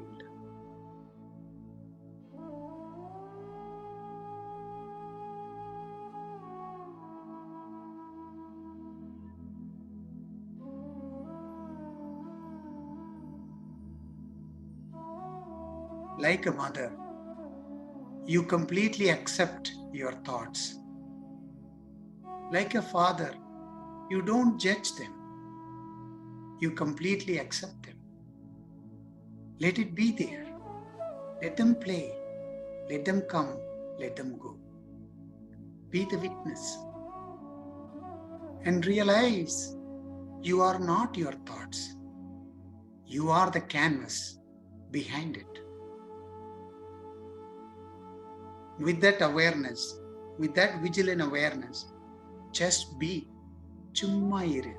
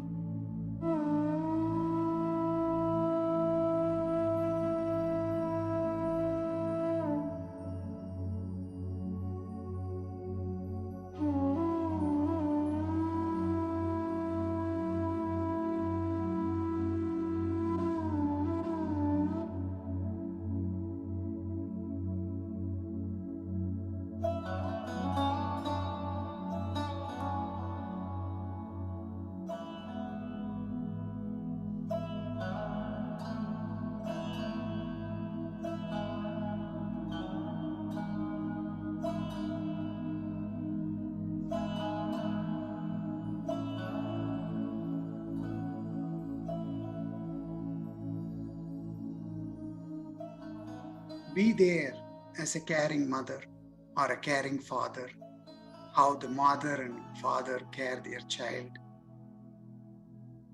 Let's care. Let's accept our thoughts. Let it be, just be. Let the stillness prevail. When you do not have a strong conditioning, when you don't expect, when you don't predict, when you don't perfect, allow the thoughts just be.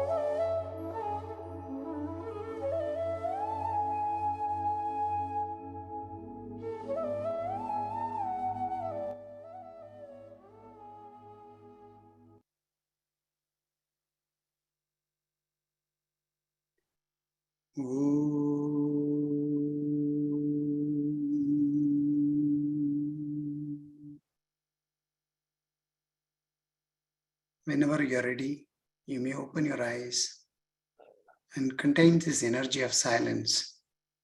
Let it traverse into your mind and to your surroundings. Thank you.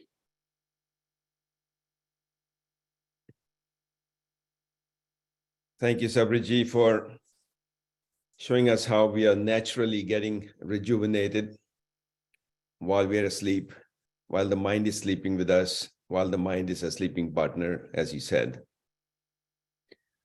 Alternatively, as you taught us, we can achieve that and much more through stillness, through meditation. We should be able to train ourselves to do that and benefit tremendously from it. I'm going to remember three things. Be careful of Joe, pay attention to lip, and just be. So Sabriji, thank you. And thank you also on behalf of all of us for being the architect and the force behind the Yatra program year after year. Thank you so much. With that, we have reached the end of today's program, Yatra 2023. Thank you everyone for your participation. May you all benefit tremendously from today's presentations, teachings, and discussion. I sincerely hope that the session today has touched you in a very positive and healing way. The Yatra journey continues on. We look forward to seeing you for Yatra 2024, hopefully in person. Prior to that, we look forward to seeing you attend all or some of the 2023 Organic Mind events. These events mentioned on the flyer that we saw earlier. These are also posted on the Organic Mind website. So namaste and goodbye for now. Here is Sabriji for the conducting prayer. This Purna Mantram is to remind us this whole cosmic is completely always full. Either adding or removing, it does not affect its presence. With that in our mind, Om Purnamada Purnamidham Purnat Purnamudashyate Purnasya Purnamadaya Purnamevavashishyate. Om Shanti Shanti Shanti. Thank you, everyone. Have a wonderful day.